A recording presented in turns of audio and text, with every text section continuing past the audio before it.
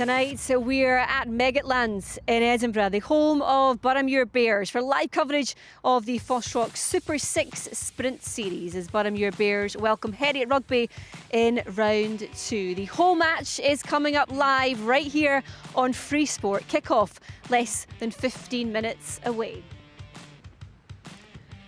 Good evening, welcome to a pretty windy but sunny Edinburgh. We've got lots to get through tonight. Casting his eye over proceedings is the former Scotland and Glasgow Warriors winger Lee Jones. Evening to you, Lee. Evening, Connie. At least you've managed to keep the jackets on, a couple of jackets to keep yourself warm. It's pretty chilly tonight, but we're in for some decent rugby. Yeah, I think I might need another one. It's nice and dry, so a good night for hopefully what proves to be a good match. Yeah, what are you anticipating then for this? Because on paper, this looks like it could be pretty interesting. Yeah, I think obviously into the second weekend of matches in this sprint series, and teams kind of trying to find their feet. One with a win in Heriot's last weekend, and Boroughmuir lost out narrowly to the last season's champions Ayr. So it's good. They'll be trying to put things in place, and hopefully each team will be trying to get the win.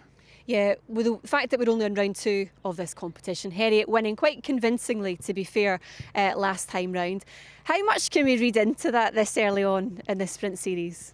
It's tough to read into it, but Heriot were very dominant. They were dominant up front against the Southern Knights.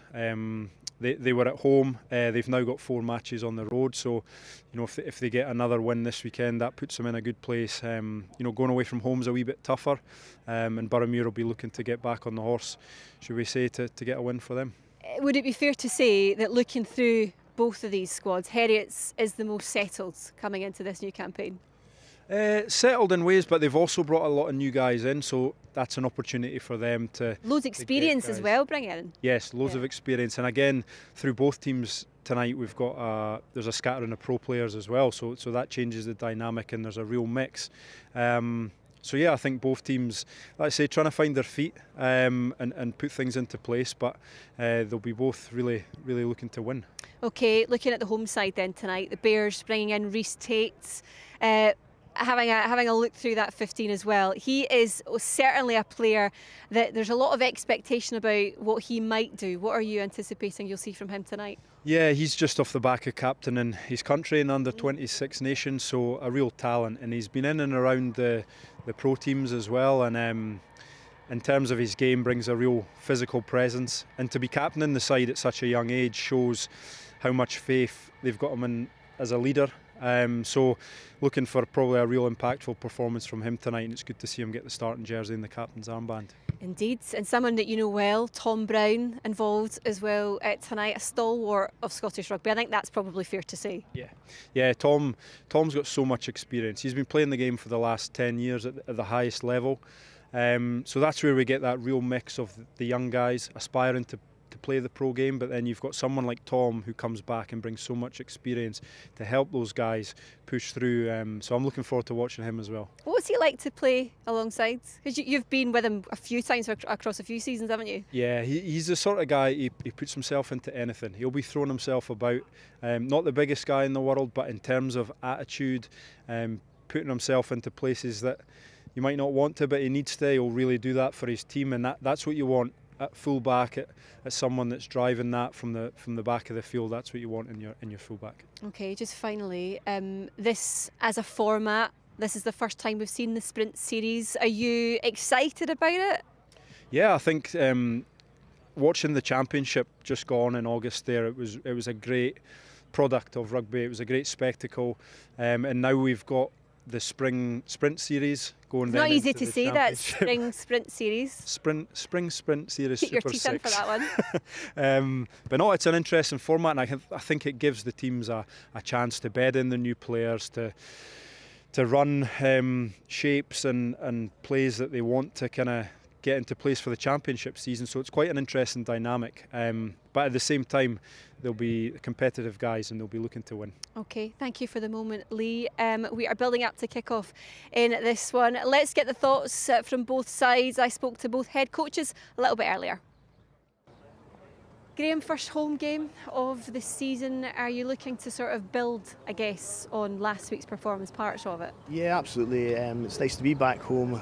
Sunny night, but it's a bit cold. But yeah, it's great. You know, it's nice to have a home fixture against a local rivalry in the first of 2 weeks of local derbies. So it's good. It's a good opportunity for us. And again, just to build on last week, really, you know, we had a solid start against Ayr. It was tough, very physical, but you know, really pleased with the way that the players approached that, and it's about dusting ourselves down and back into it this week and seeing what we can do against Heriot. Some changes to the starting 15 tonight. Rhys Tate being one of them. What does he bring for you tonight? Oh, Rhys has got an edge to him. He was outstanding last year, and you know, I think, you know, it's part of the bigger picture for him is around developing him and giving him the opportunity to perform on these types of stages. And you know, and he's a 100% guy. He wears his heart on his sleeve, and it's, you know, it's just brilliant to watch him playing. Andrew, round two already, remarkably.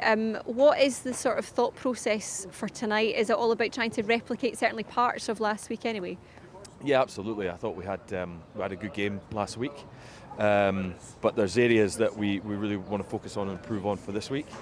It really felt like our sort of second warm-up match, so this is the big one for us. 3 games in with a warm-up, so we're looking to really kick on. Talk us through your 15 then for tonight, because looking through that team, I mean, you've got the likes of Jack Blaine and Christine back in the side. What are you anticipating that they'll bring? Yeah, I think they, you know, from the professional guys, just that. You know, I think their skill set's fantastic. They can repeat it. They can do it, you know, constantly. And I think our guys will just feed off that. You know. So we are building up to round 2 of the sprint series. It's Boroughmuir Bears against Heriot Rugby coming up after this short break.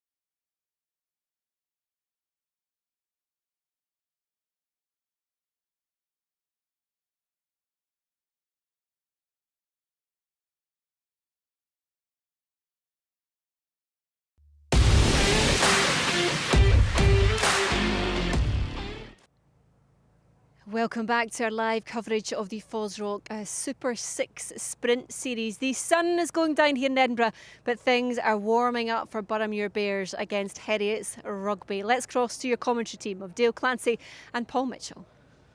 Thank you, Connie. Good evening, everybody.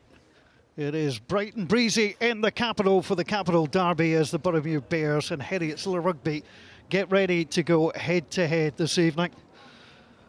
A few changes for the Boroughmuir Bears from the team that played last weekend against Ayrshire Bulls. They scored first, but they were on the receiving end of a 7-point loss in the end. But it is a strong 15 from the Boroughmuir Bears, captained at 7 by Rhys Tate. No Craig Keddy this evening for the Bears. He'll be a big loss. Scott McGinley moves into 8. Ian Carmichael and Chris Anderson have been drafted in onto the bench, and they are ready to come on should they be needed. For Heriots, they've got the advantage of adding some Edinburgh players to their starting 15. Christine is at 12, Jack Blaine wears 11. They are both explosive, and you put them beside now Godsmark at 13. It really is an explosive looking backline for Heriots Rugby. Ross Jones, ever defendable, at 15. Murdo McAndrew, the former Southern Knight, starts at 9. That partnership of Murdo McAndrew and Bruce Houston will be a very interesting one indeed. Dale Clancy is alongside me. 9 and 10 for Heriots look tasty, but then again the whole back line looks tasty for Heriots. Yeah, I think it's an impressive back line in behind a very, very solid pack as well. Last week against Southern Knights, they ran them ragged up front. They dominated them in the scrum and in the tight battles in the maul. So if Heriots can put that platform on for their backs this evening, then it's going to be a long night for Boroughmuir, but home advantage for the Boroughmuir Bears. Well, home advantage has counted for something in this fixture in recent times. And we'll see what it will do here this evening as we get ready to get underway at Meggetland. Our referee has joined us, Finlay Brown, in the red jersey of the referee's kit. So Heriots in the blue and white, Boroughmuir in their traditional green and blue colours as we get ready to get underway. Round 2 of the FOSROC Super 6 Sprint. Corrigan, can I just check that we're good to go? Matches between these two older Edinburgh rivals, usually pretty good. And we're hoping for the same here this evening. Are you happy? Ross Mayborn and Michael Todd are our assistant referees, as our referee just checks that Rhys Tate of Boroughmuir is ready. And we are good to go and get underway here. Houston gets us underway, the right-footed kick.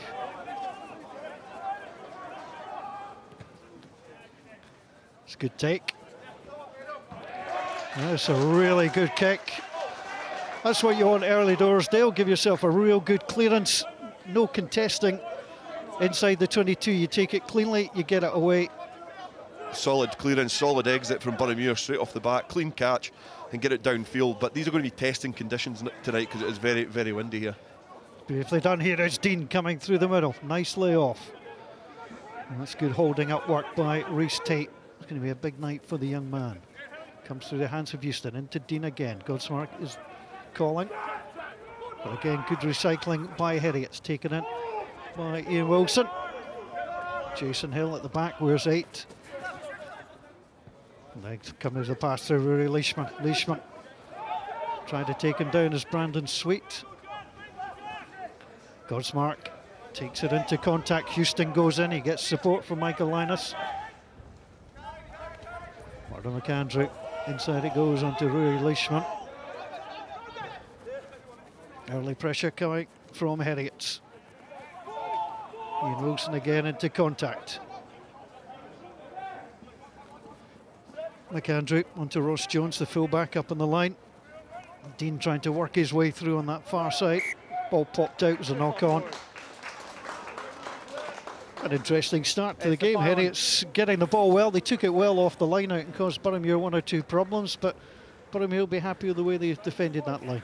Yeah, they defended that well, but they're defending really, really tight. They're allowing a lot of space in the wider channels, and you could see there when Heriot's got the ball through the hands, when it came to Godsmark, there was an opportunity for him to just bounce off and try and exploit that defensive gap. When they went back to the far side yet again, Boroughmuir are really, really tight, so it could be an interesting evening if the likes of Godsmark and Dean can unlock this Boroughmuir defence. But solid first up tackles from Boroughmuir, putting them down at source. Crouch. And really, they didn't look like there was a lot of attacking threat in the tighter channels. Bind. Set. Front rows of Brandon Sweet, Corey Tate, Mark McGinley up against Chris Keane, Michael Linus and Struan Sesford. And Boroughmuir have held on well, and they're trying to break through the line. No. Shouts of offside, and the referee was happy. First man, not survived. Swan go for the box kick. That's a good take on the far side by Gregor Tate. First man. Good counter rucking though, Boroughmuir have won it. Now they're trying to get Tom Brown involved. Brown, a little short pass comes on to Joe Jenkins, former Welsh Sevens player. The attempted counter ruck is done enough, although the ball does pop out eventually. The referee says it was knocked on. Boroughmuir, it was a good turnover from them, Dale, in the midfield. No, it was a great turnover on the floor. They isolated the winger, managed to get over the ball and steal it back cleanly, and you can see in the counter-attack how dangerous they are, especially in those centres. I think Munn and McCallum it's going to be such an interesting battle in midfield, but especially when Tom Brown comes into the line as well. He's got the vision just to unlock these little holes and put these speedsters through the gaps.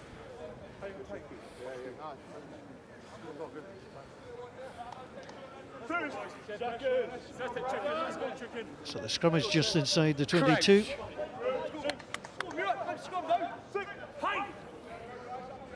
Bind. Set. Ardo McAndrew with the put-in. His opposite 9 is Rory Swan. And it's Boroughmuir who've got the push on, although Heriot's popped up. Number 3 going straight in on the hooker. But it's Mark McGinley going in the wrong way. Number 3. And that's who got penalised. I wouldn't imagine that's going to be the status quo for the rest of the game, because those two packs look like they could, the slight change in body angle could get the upper hand. So it's a good first penalty for Heriot to get, because they're in a dangerous position. It'll allow them to clear their lines, but it's going to be an interesting battle in the scrums. I guess, Dale, we've got to give credit to the referee, because usually when you see a prop popping up like that, the penalty will go against them fairly quickly, but the referee was on the right side to see the angle. Definitely, you could see him there in the highlights, just driving in at the angle, and they were just popping up on the referee's side. But the refereeing in the Super 6 so far has been excellent, so you know it's going to be another good afternoon or good evening for the referee, but good call there. Jack Mann takes it into contact. Jason Hill going in, not rolling away. There's Boroughmuir. Gregor Brown. It was actually Rhys Tate who got pinged. Gregor Brown gets the explanation. Rhys Tate, you can see there, 7 with a headband. Simply not getting out the way.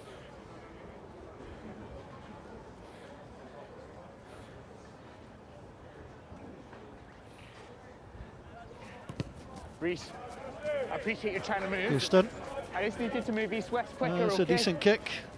Just a little word there from the referee to Rhys Tate. Said you were trying to get out of the way, but too slow. Yeah, I was going to say beforehand, there's been a lot of talk about Rhys Tate before this game, and this is an opportunity for him in semi-pro rugby to step up, to lead his team in the absence of Craig Keddy, and it's good the communication there from the referee, just explaining exactly what he wants him to do when he's jackling over the ball. Almost lost, but it comes through the back, through Mann. Picked up by Linus. Getting good support from Fraser Hastie and co. That's Chris Keane taking it into contact. Harry Mercer at the base there. Just making sure there was nobody sniping around the corner. Through the hands of Dean. Scooped up by Jack Blaine. Well, it was 2 knock-ons, the first coming from Boroughmuir in the tackle. And that will give the scrum down the way of Heriot's.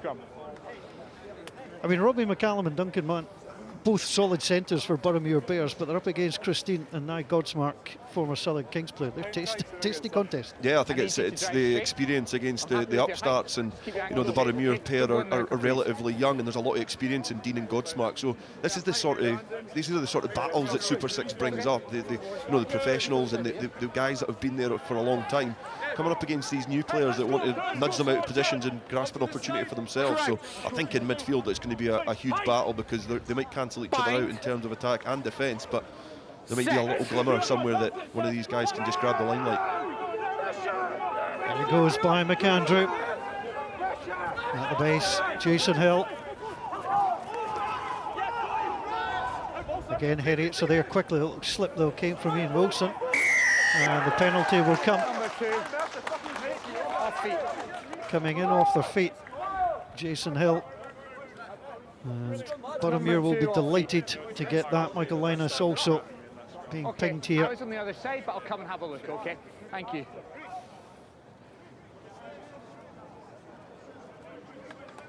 Referee was fairly definitive.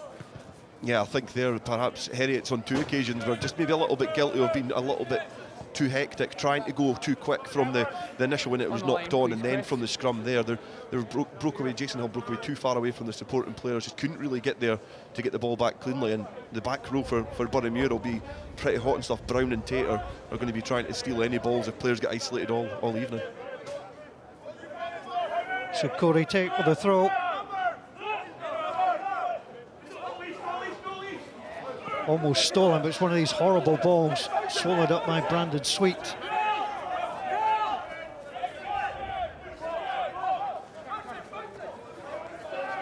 Mark McGinley making the carry. Use it!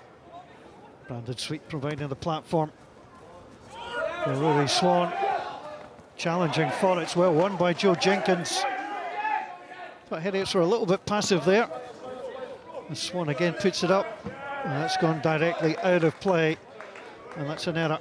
You could see the Boroughmuir backline, as soon as the first ball was retrieved there by Jenkins, the Boroughmuir backline were wanting to go, and I think it's just perhaps the wrong option there for Swan to go. And what is really in midfield here, in the middle of the park, it's really, really windy, and I think 2 box kicks to come off the way he wanted them on 2 occasions was going to be a hard ask, and it just drifted out.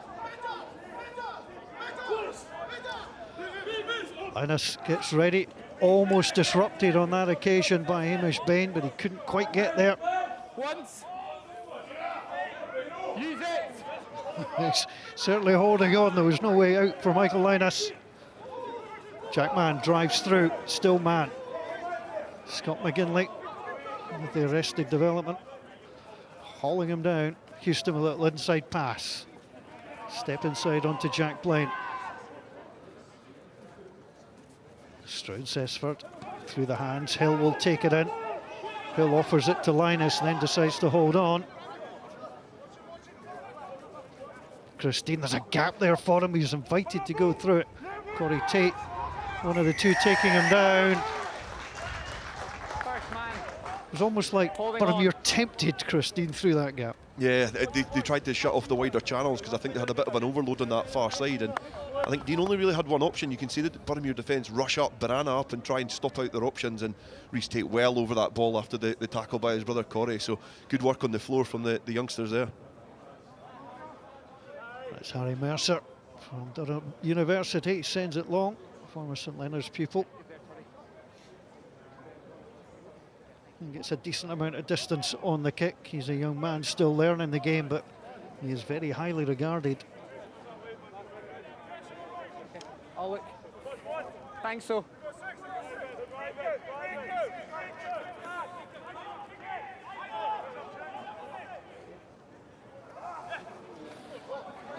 Well, it was an overthrow, but picked up at the back by Scott McGinley. Well, they've gone for the snipe, and it's Bain who battles his way through. Swan in there again, off onto Rhys Tate.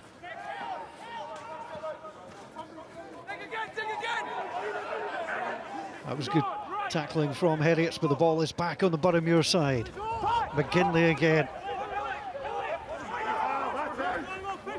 You don't really want to let Mark McGinley to get in there and then get isolated, because you have to hold on, and that's precisely what happened. Yeah, great work from Hill there on the floor, because he's got himself in a really good position, which made him really, really difficult to move. Just coming off the side of the ruck, he was watching the ball carrier, making himself obvious to the referee that he was clear, could attack the ball.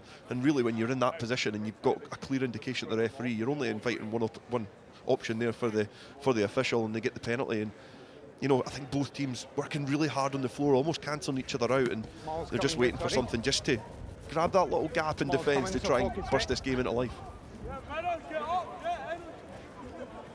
Been a very entertaining opening 12 minutes between these two Edinburgh rivals.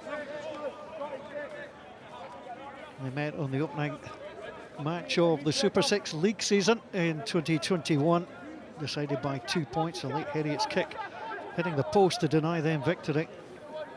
It's a thrilling encounter. Once in the 5. Fraser Hasty was the man who's taken it down. It's a game of spot the ball at the moment, as Jason Hill lays the ball back. Again, good work from Fraser Hasty. Ian Wilson found himself going nowhere, and has he managed to get the ball back?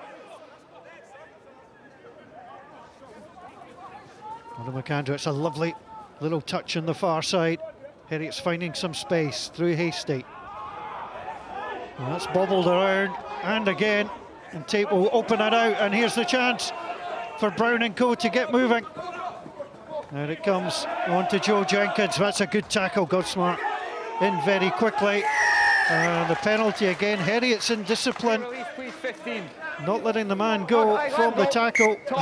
Stop Brown and Michael Lennis come together. A little smile was exchanged by at least one of the players.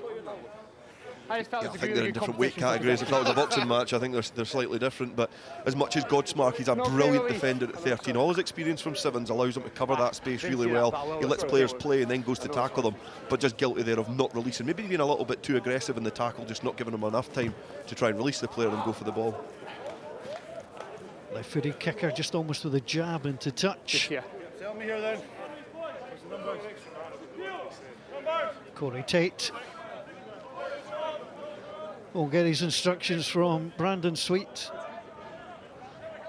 The obvious target is Hamish Bain, who wears 5. He's calling out, he is the man who's lifted. And the ball is formed. Okay, match once. Swan will have to come up here. They're still under control, and they're still going forward.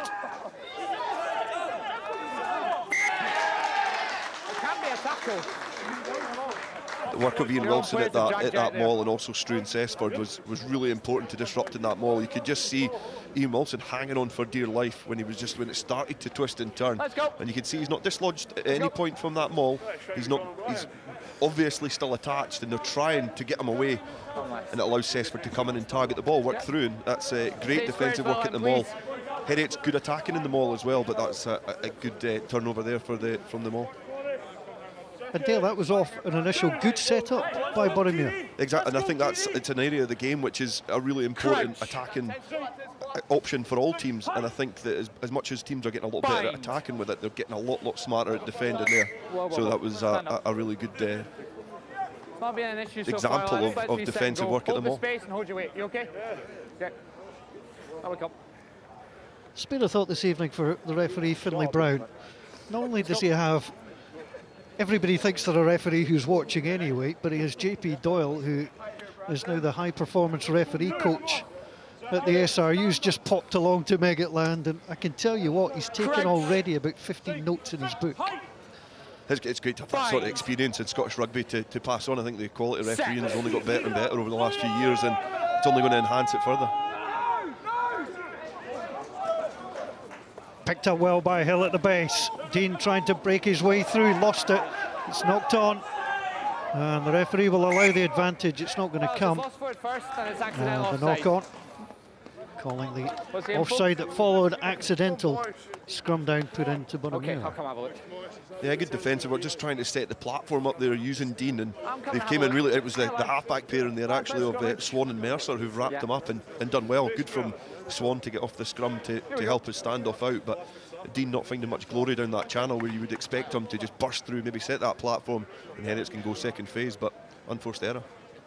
It's amazing just the number of times you see offside coming from that. It's almost the reaction of the player to go for the ball. You know you're in an offside position, but the body still wants to go after it. Oh, definitely. As a rugby player, if you've got a bouncing ball in front of you, the only thing you want to do is grab it, and sometimes your instincts take over, and your knowledge or lack of knowledge of the game maybe shows through. Stand up. Referee's not happy with the scrum again. I'm picturing this side's fine. I'm coming around this side.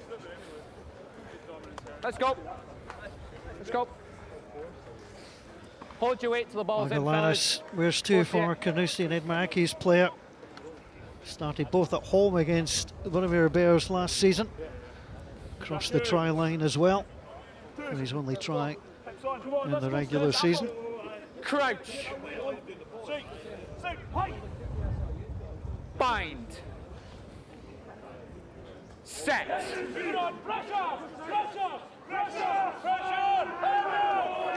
In by Swan. There's movement at the back, and that's good play and by Murdo McAndrew. Took down McGinley. Ball presents itself though to the home side. Picked up by Rhys Tate, just 19 years old, but captaining the side. Out it goes through McCallum, got a great try last week down at Millbrae against the Ayrshire Bulls. Mercer, a little drop ball off. Tom Brown again, good to get in the line. Picked up by Gregor Brown. No, no, no. Thank you. Hamish Bain, there's the offload, that's the gap McCallum was looking for, taken down by Dean. Quickly played in by Swan, here's Tom Brown. Played for Edinburgh, Glasgow, Scotland Sevens, an international player. Enjoying his rugby here at Meggetland. And the penalty will come, He's the first man. just holding on. Holding.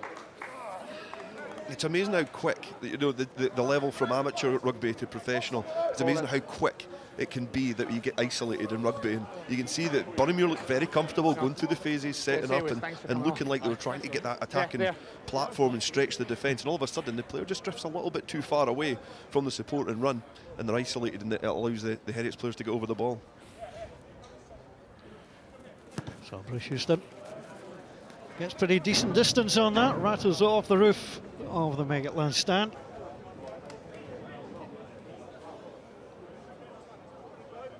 Such an influential player at 10, I'm sure he's enjoying having Murdo McAndrew at 9 feeding him that relationship between scrum half and fly half, vital at any level. Yeah, I thought last weekend in the game against Southern Knights it was going to be interesting because of the relationship between McAndrew and the Southern Knights, but I think the relationship between them and the understanding is starting to blossom, and I think Houston is a really talented player. Former Ulster Pro 14 player. Rory Swan. Swan, that comes through the hands of Sweet, it went backwards, Bain picks up. You don't want to let him get purchase.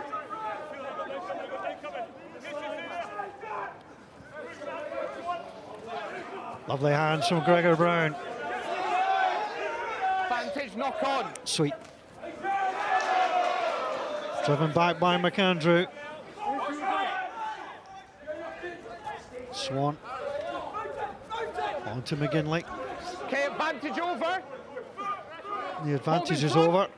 Hold. It is back to Harry Mercer. Ross Jones watches on, he was calling for it, but he'll leave it for Jack Blaine. Blaine into contact. McAndrew with this pass out to Dean. Was very flat, well, forward.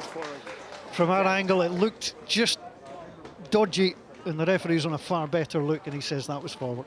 Yeah, I thought from here it just looked like it drifted forward. Just as he released it, I think Tate maybe just got a little bit flat, but you know, he's a winger. He knows his way at the try line, scored 12 tries in the Tenants Premiership in the season that's went for Musselburgh, so he's certainly champing at the bit to try and make an impact here at Heriot's, but maybe just guilty of getting a little bit too flat there and allowing that pass to drift forward.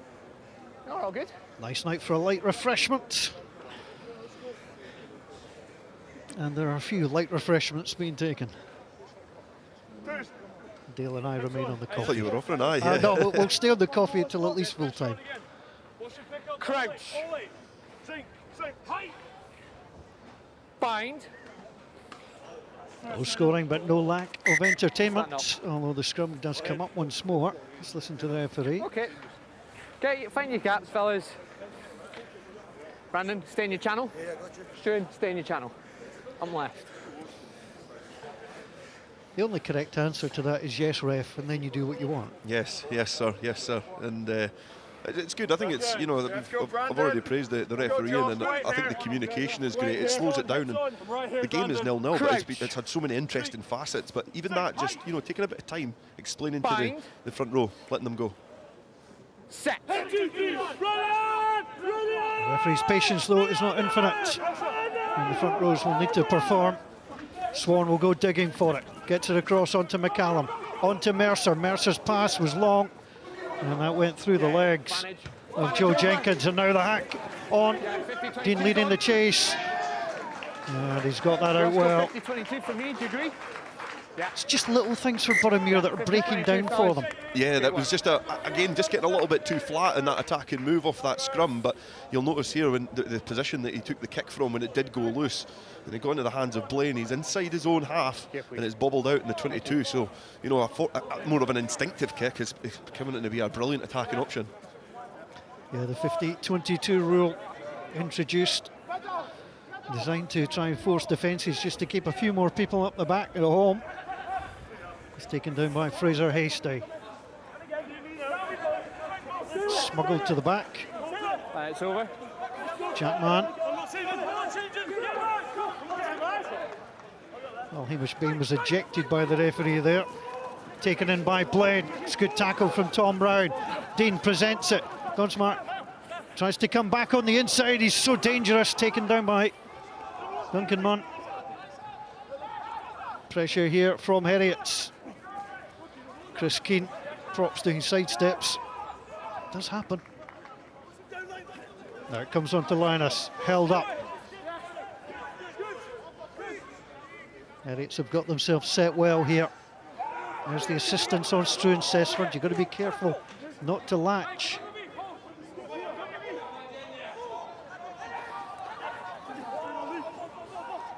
Heriots keeping it tight, but they've got players way on this left-hand side. Here's Dean into Godsmart, taken down by Munn. They're close to the line. McAndrew trying to go through there was Ian Wilson. Repelled short. McAndrew. Linus tries to drive his way over.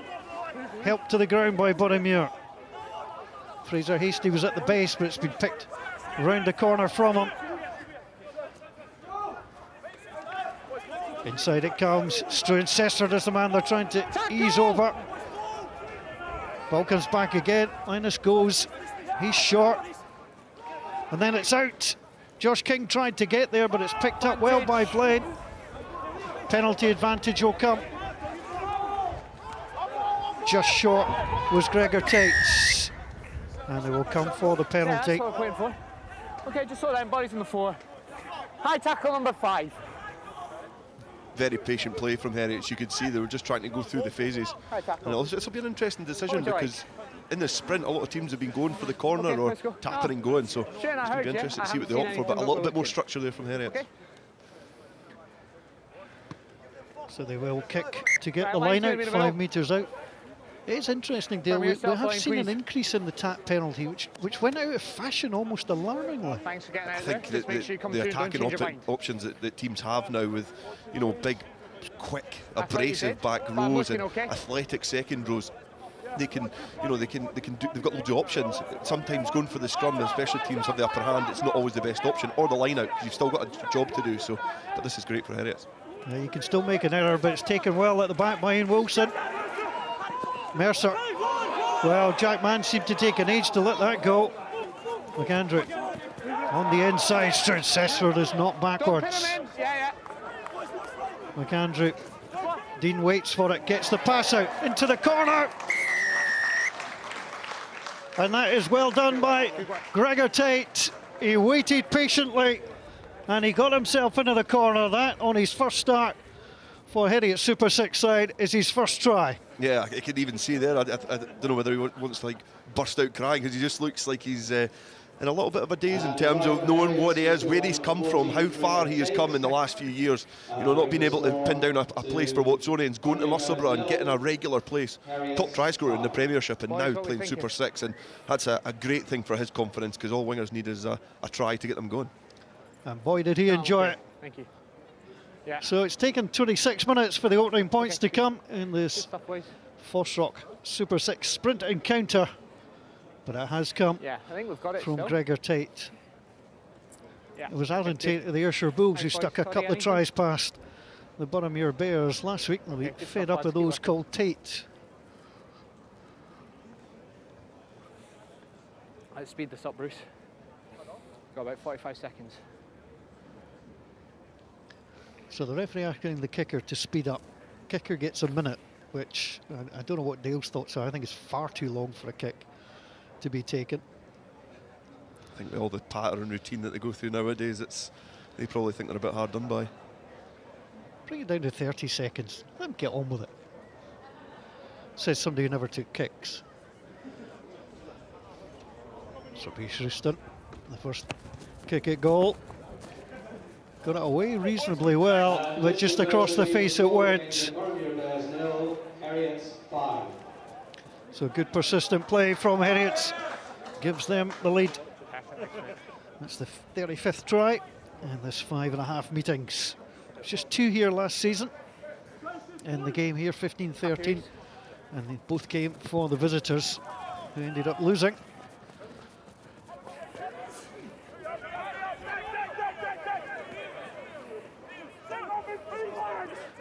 Solid tape from the restart. Come on, let it go. Took a while to come back, and the referee's going to give a penalty for holding on. It's the first man there. Holding. Well, that's a break for Boroughmuir. That always frustrates me when a team have got the score and then it's a silly error. That's a needless penalty that they've given away there, and you invite the pressure back on you. You want to build when you've got points. You want to continue and try and build a bit of momentum, and all they've done is they've put themselves on the back foot, and now they're welcoming Boroughmuir into their 22. Unlike Jason Hill, when he was penalised, and young Harry Mercer pops it out of play. Andrew Kelly, the Heriot's coach, feeling the cold. Good attacking platform for the home side. Taken down by Bain. Obstruction, it's a Obstruction shift drive. from 1, the 2, 3 in drive. front of the ball, carry the ball's not at the front, shift drive. So if you don't get the ball Obstruction. at the front, you're leading, you're obstructing. Yeah. And that Yeah. was the pickup by referee Finlay Brown.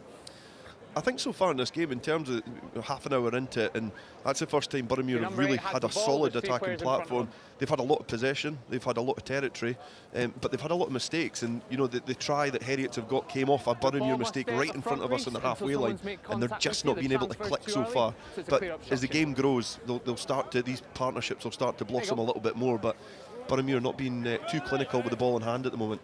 That'll frustrate Graham Shield, though. That's a great prime attacking position, and you've given up so easily. Heriot's with the clearing kick.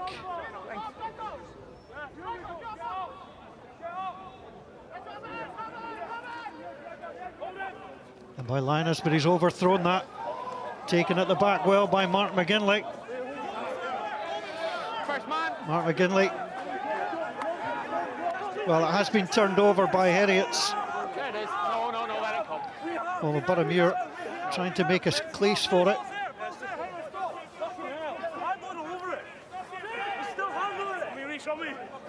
Excuse me, sir. Well, I think both teams are unhappy with the referee there, which kind of suggests he was letting them get on with it. And Ian Wilson with the pick and go around the corner.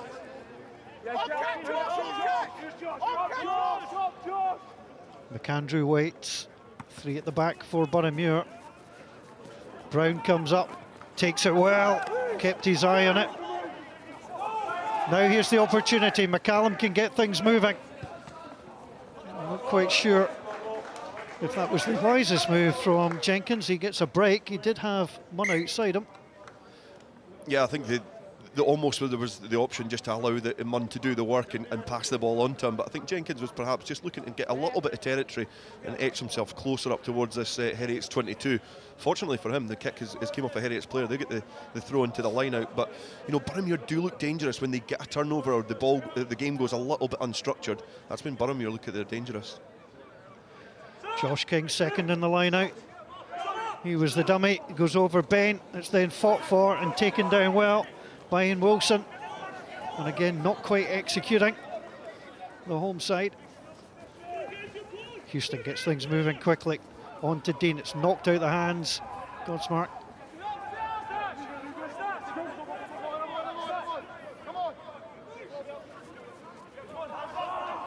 Michael Linus dropped the shoulder and go. Houston, back onto Dean. Dean sees a little gap, it's available to him, and he's got professional grade pace. Christine's still going, there's the little offload. Godsmark gets the offload in from Jack Mann. Now it's going to be picked up, he's going to be hard to stop, Rory Leishman. Leishman driving for the line. Heriot's come again. Well, there was a dive there, and that's a deliberate knock on, so the penalty advantage will come. There was no attempt to play the ball. Now the kick into the corner. This should be the easiest score in the world for Jack Blaine. Boroughmuir were simply stretched left and right, and Jack Blaine goes over the try line. What an initial break from Chris Dean. He's just found the gap. He found the mismatch in defence. There was a big tower in second row. He picked him off, went outside him, but it was the skill set of everybody after that, the offloads out of the tackle to keep the ball alive. When you can just see him pick that hole, just go on the inside of Munn and keep the ball alive. It was Mann who was in support as well, who managed just to hit that line. Godsmark kept it alive. He fought on his feet quite high for a bit, but if they'd went in that section, it would have been an absolute brilliant try. But the fact that they were able to keep the ball alive when Boroughmuir tried to disrupt it and get the crossfield kick was excellent skill set from Heriot. And when the game got loose, they grabbed their chance and 2 tries ahead, off only having 2 opportunities. Well, they have been clinical. And Jack Lane crosses the try line in the 2019 season. 7 appearances, 2 tries here in 2022. On his return, having been granted permission to play by Edinburgh, he crosses the try line. Bruce Houston trying to add the extras.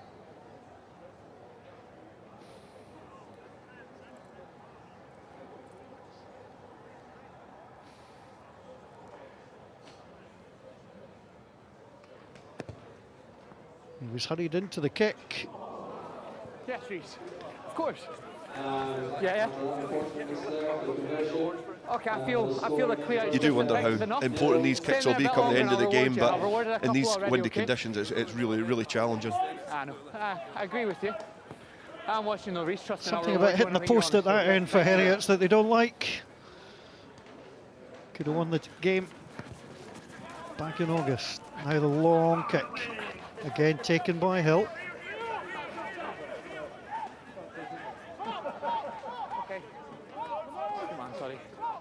Use it!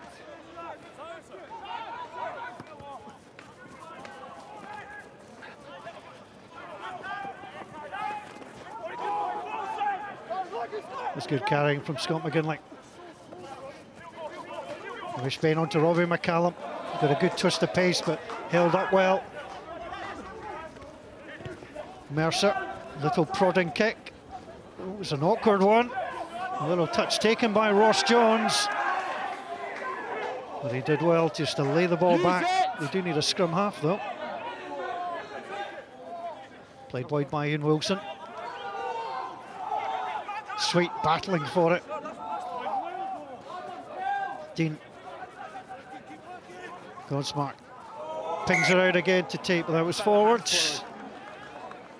You can see the intent, and Christine, he's not played a lot of rugby, he has been injured, but boy, is he getting those passes away well. He brings that experience and just stretches that pass maybe another 4 or 5 metres than what some of these guys are maybe able to do, which brings these players into play. Over on the far side, you can see Tate just loves to just sit on the shoulder, draw that 2-on-1 and try and gas from there. But on 2 occasions he's perhaps got a little bit flat, but one of these times it'll come off for him and he'll be gone.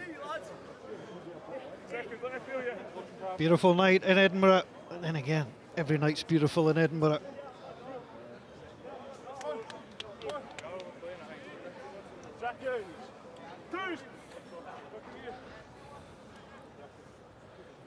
Crouch.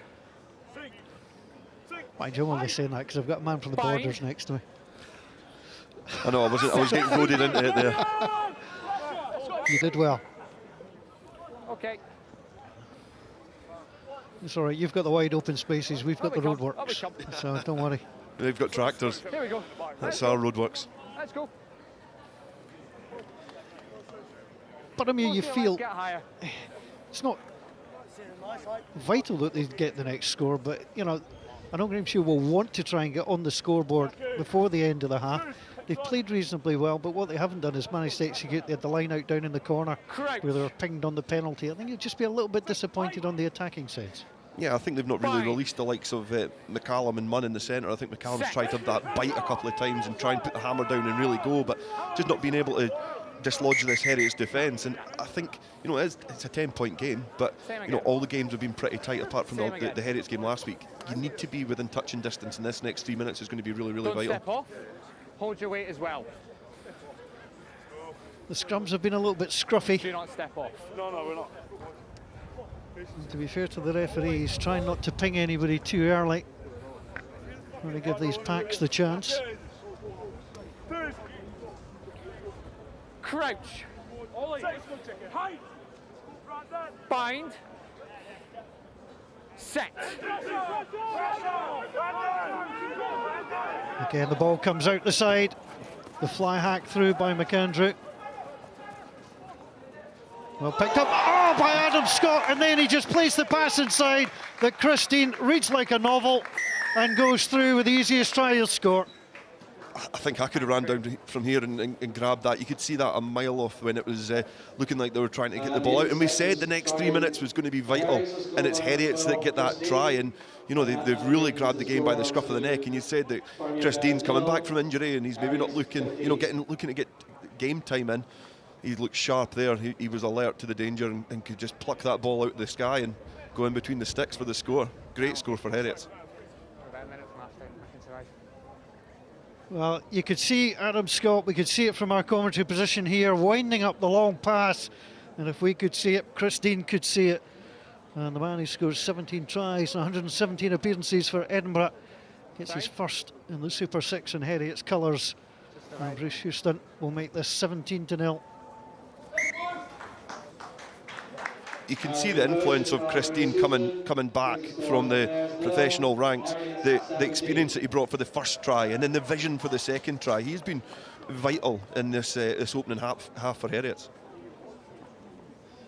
Well, that was bad news from Adam Scott, the former GHA player. Just his second appearance. Young man, just 21, trying to find his way in the professional game, but he'll ruin that one.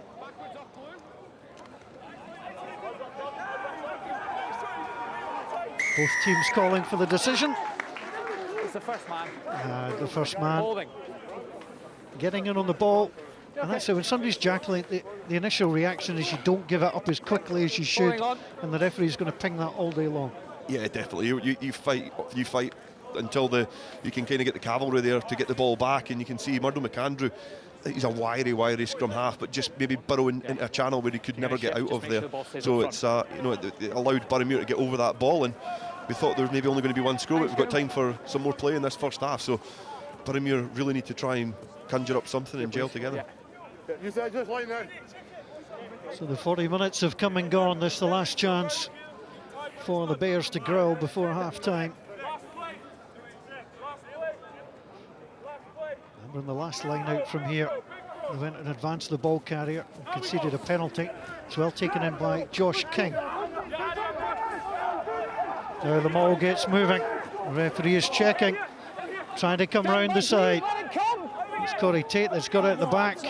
The ball's not coming back. It is going to be a penalty. And a little bit of afters as well. Heriots have to be careful. Offside. Swan threatening the tap and goal. And the ball's clearly available, number 2, playing back on the floor. Ball's not in the mole. So again, kicking for the corner. On the The risk line, here, of fellas. course, is you don't win the line out, and Heriots have disrupted a couple of times. Yeah, it'll be interesting to see what they do at the line out. I would imagine they're not going to lift anybody and just try and contest it, form their defensive maul straight away, but the Boroughmuir looked pretty tasty from that first attacking maul there.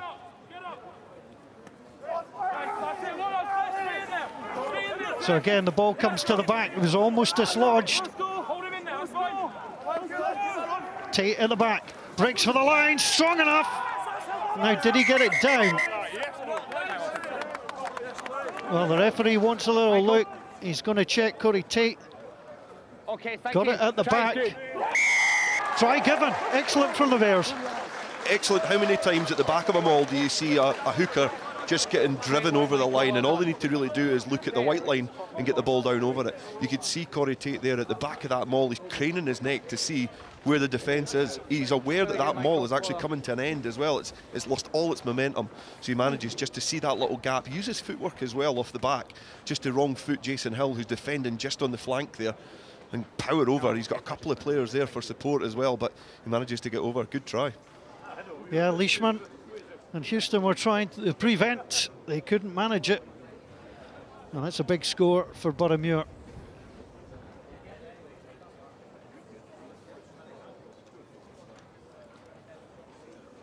Adam Scott is the kicker.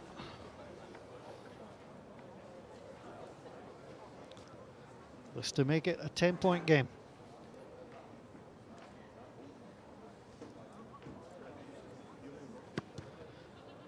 Scott off target, and that is the last action of a first half that has provided 4 tries. Heriot's got themselves ahead through Gregor Tate, Jack Blaine and Christine. But a Corey Tate try from Boroughmuir gets them on the board, and at half-time at Meggetland, Boroughmuir Bears 5, Heriot's Rugby 17.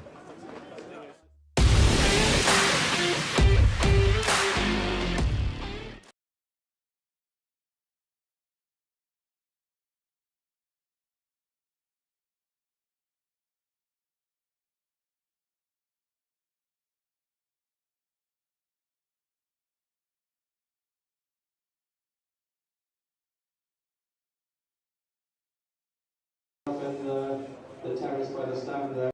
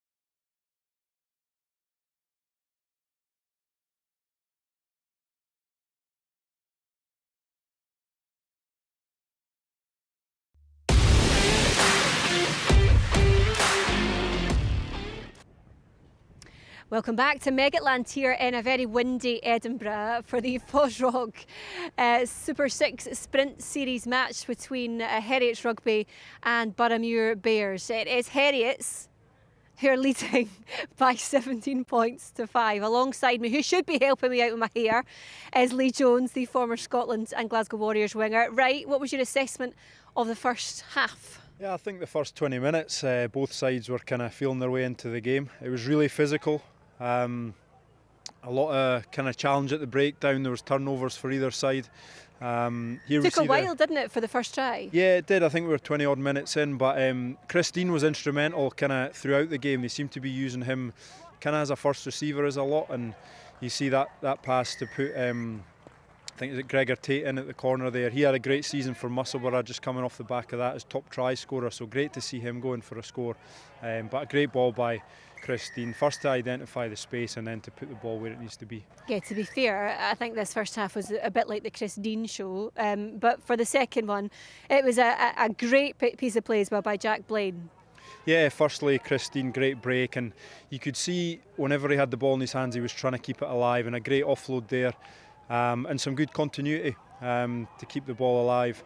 It eventually comes to Bruce Houston. I think he puts in a great kick into Jack Blaine, who was in acres of space and manages to go in for a relatively simple try. But Jack Blaine was pretty effective in the first half as well, had a few nice touches on the game, and he gets just reward with his try there. And that kind of put Heriot into the driving seat on about the half-hour mark.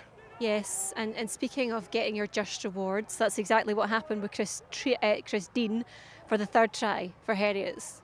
Yeah, he managed to get himself between the sticks, so he's been influential. It's sometimes tough as a pro player coming in to play at Super 6 level, but it's great. There's a few guys on show tonight, and Chris has really stood out. He's a quality operator, and you can see what he's brought to the game.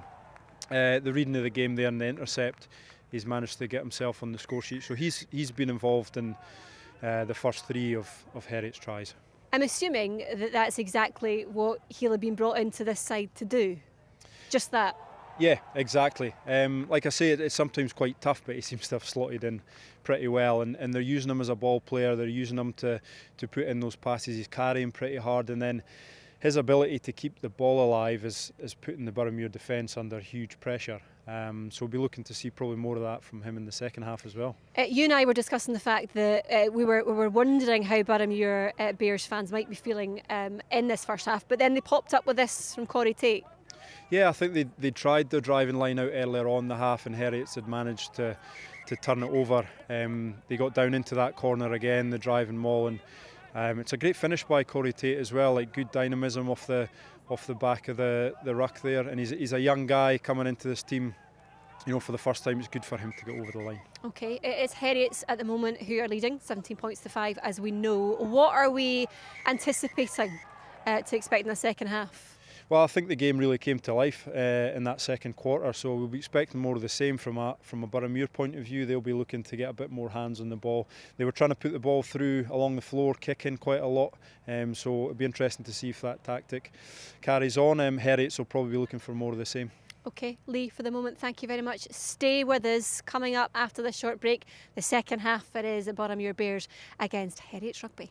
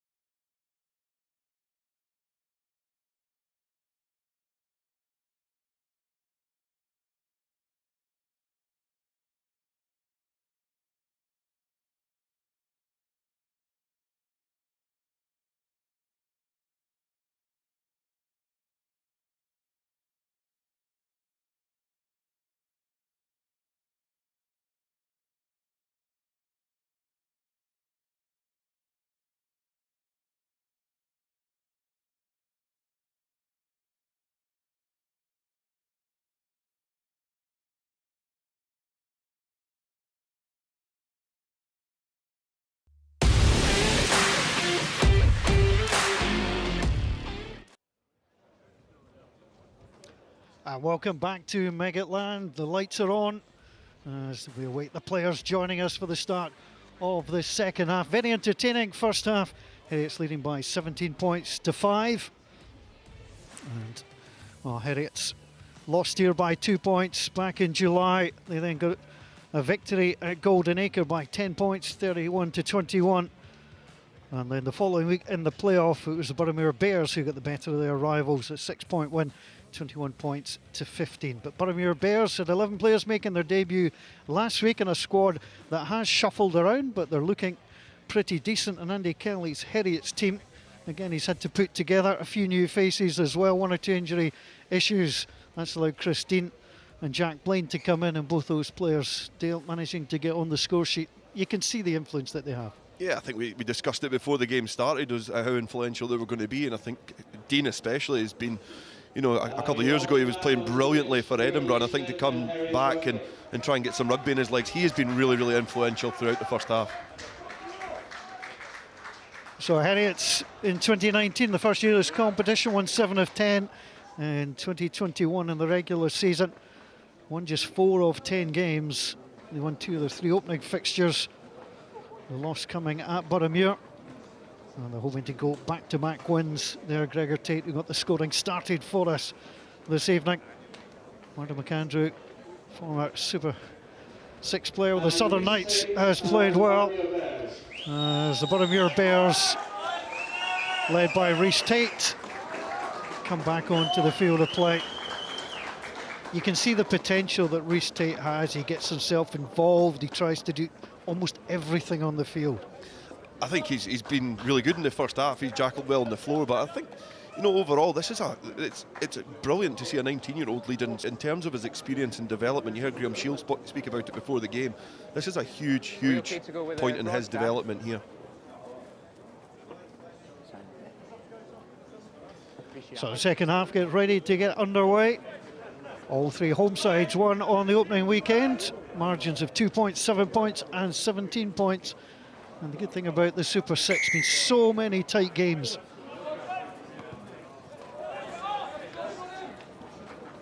Taken down by Hill.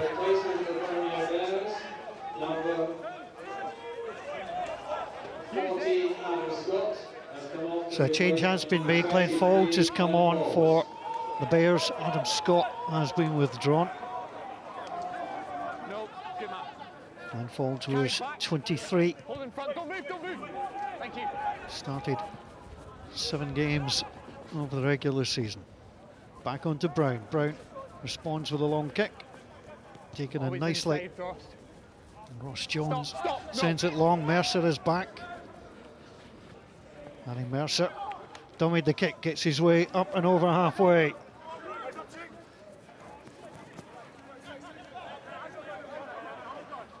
Swan with the leap. McGinley with the drive. Swan again. On to Mercer.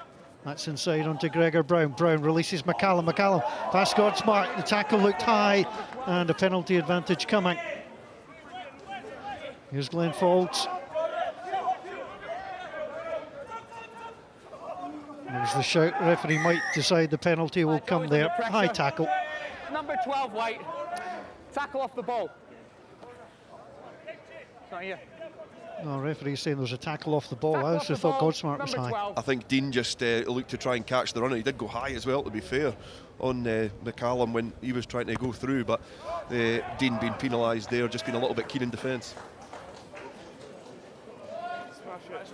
Harry Mercer pops that near the corner. Take the line, please, Chris, thank you. Well, Heriots will be aware. Boroughmuir should get fortitude to score in stoppage time. Through that young man, Corey Tate. 18 years old, his first professional try for Boroughmuir. Josh King, former Stirling County man, was the target. Number 4, number 3. The drive, the go, they're trying to find the line, they're being held up. 3 to 4. Still playing advantage. The advantage is still with the home side. McGinley waits. And the try is given. And that was well worked through. Don't go early on him in the air. Whatever his brother can do, the captain can do just as well. Rhys Tate goes through, drives himself over the line, and that's the perfect start, Dale, for Boroughmuir in the second half. Yeah, I think, you know, it's sandwiching half-time to get the try just beforehand and then get one after with the Tate brothers really coming up trumps there. But there was a different type of attacking maul there. You can see Corey Tate just at the back. He was just trying to maybe be a bit too keen, go a bit too early. Lucky to get the ball back as well, but great power from Tate. He just torpedoed himself through that Heriot's defensive line and just stride straight towards that line to get the ball over. So great work from the Tate brothers. So Harry Mercer trying to reduce the margin to just 5.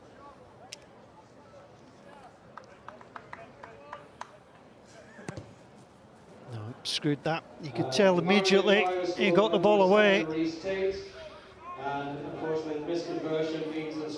A lot of that comes back to that guy's decision there. Mercer at 10 opting not to kick from that ball that came back. He looked to keep the ball in hand, work the overlap, and that's when these gaps start appearing. So really intelligent play initially from the 10 to work into that position deep inside his own half. It does carry risks, though, as you say, because you've got to make sure you've got the support, and that was the intelligent part of the play, to take it knowing the support was there. Swan underneath. That's a really good take. No, that's a fine clearing kick. Way beyond halfway, that's textbook. That's exactly what you want. After you've scored some points, you get the ball, cleanly take it, and cleanly get it out of your half. And they've managed to get back inside the Heriot's half, clear to their own dangerous area of their try line, but that is proper textbook exit play there from Boroughmuir. There's enough experience, though, in this Heriot's team. They won't be rattled. They've lost the try either side of the break, but they still have the lead. Bain almost intercepts. Hasty took it well. Now here's Dean again. Dean dragged down by Rhys Tate. McAndrew. There's a little pass in behind. Houston involved. Tate 2. And now the opportunity for Blaine to get moving. This is better from Heriot's. Struan Sesford just at the side. Houston and pulls the ball back to Dean. It's a great little pass out to the fullback. Chance here for Ross Jones. Jones being manhandled, got the ball back inside. And I'll tell you what, Rooney Leishman did well. Tate plays it through. He was trying to draw the penalty there. He collided into the man, had a wee look at the referee. And that has gone straight out, and that is a mistake from Joe Jenkins. Yeah, and I thought Tate was maybe a little bit keen to try and chip the ball over and pace for it, but it's actually his own chase on the kick put a little bit of pressure on the clearance kick, which meant that they've kicked it out in the full. Heriot's get the ball back, but Heriot's just not been able to play with the tempo they like to play. They've got big forwards that they like to try and, you know, arm wrestle their way into good positions, but then they like tempo. But Boroughmuir are stopping them playing with that pace. It's another good Super 6 encounter. Oh, that is beautifully done, and it will come back out. Well, you could see Jack Mann trying to play it back onto Michael Linus. The gap had opened up. And I'll tell you what, Boroughmuir got away with one there. Yeah, I think that's 10 metres closer to that line. That's try time there, but excellent throwing in there from the hooker, but just not able to get the arms wrapped in the body position round enough to get that ball back to Linus. But it's a really cute move there from the line out. So Corey Tate, the younger of the two Tate brothers.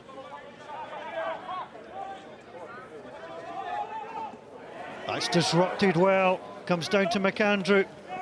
Hill. Well, the ball was dislodged and a knock on. It was Harry Mercer in on the tackle. Well, again, Heriot's getting themselves into good position, and if you're the Heriot's coaching staff, you're delighted. You've won the turn over the line out. You've got things moving, but this ball doesn't survive the contact. Great in the line out to get the ball against the throw, but the work from Mercer just to rip that ball, it just shows you don't have to be a brute and you don't have to go in and smash your opposite man. If you've got an eye on the ball and you can get yourself in a good position and rip it, you know, it's kind of David against Goliath stuff there, but great play from the fly half. Stability on the set, stability on the way. Hold your weight, both of you. Let's get up, Keely, let's get up, make it up. Balance and square. Second, one mate left, one mate left.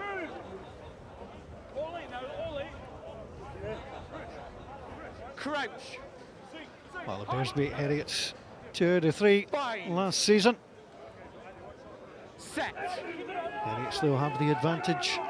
Trying to put the pressure on the Boroughmuir scrum. Swan gets it out through the hands of Mercer. Munn. That looked forward from here, and the referee was right up with play, said it was flat. Takes it into contact. Don't touch him. Fraser Hasty was ejected from that ruck. Get using. Back onto Mercer. Looks for the run. Not quite sure he meant that.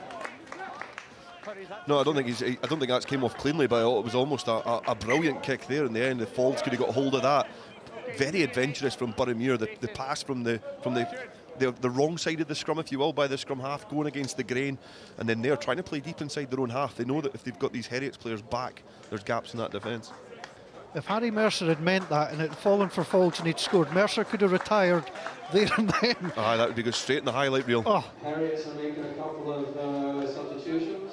Heriot's are starting to make changes. Is coming off to be replaced by number 18, Ian McLaren. Number 8, Jason Hill is being replaced by number 20, William Sadak. So McLaren and Sadak off the bench, Hill and Sessford off the field. Dean, Godsmark. Mercer tries to drag him down. Tate in support. McAndrew fired out wide. There's a little kick round the corner. And just runs out of play. And the referee will come back for a penalty advantage for Heriots. In the line out. Exactly the one down there. Josh King Thank you. is the player who was penalised. It's good to see Heriot's again being adventurous with the ball in hand. That little cute kick into the corner was well executed, and on any other day that might have bounced up and fallen into the hands of Blaine. But when you get the penalty, it's nice to see these teams have a roll of the dice and try and show some attacking flair.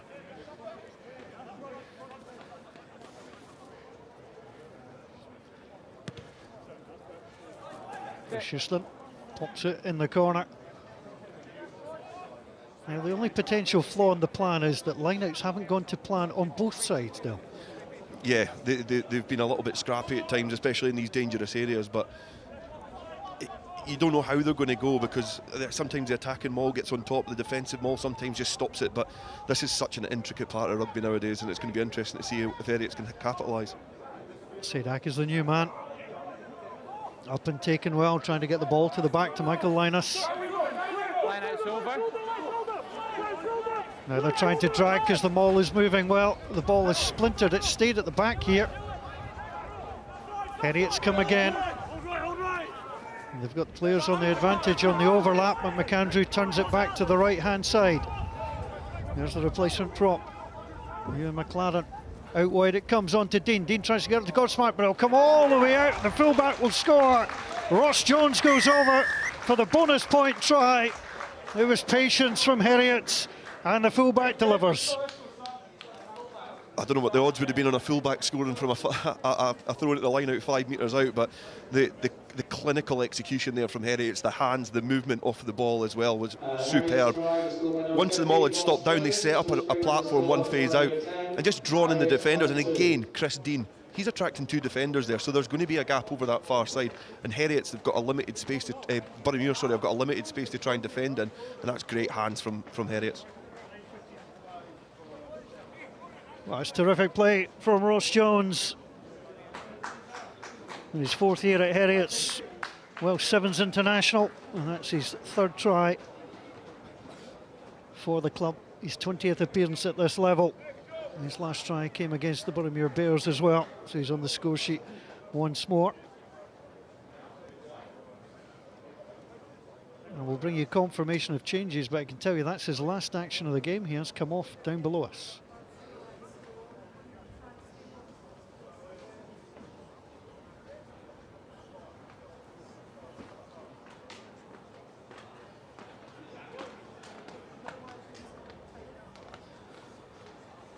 It's a swirling wind around Meggetland. It's been a tough night for goal kickers. But that one lands. A little skip and a jump from Bruce Houston. And it's a 14-point advantage.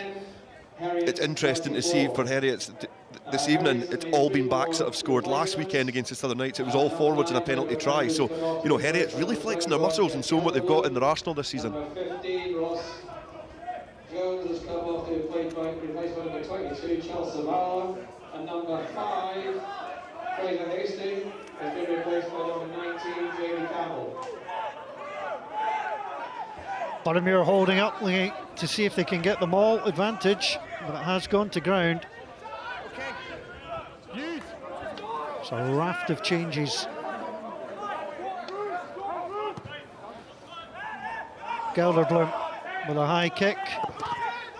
It was knocked on by Boroughmuir. If the advantage, Sadak tries to come and gather. The referee decided that the first knock-on came from Heriot's.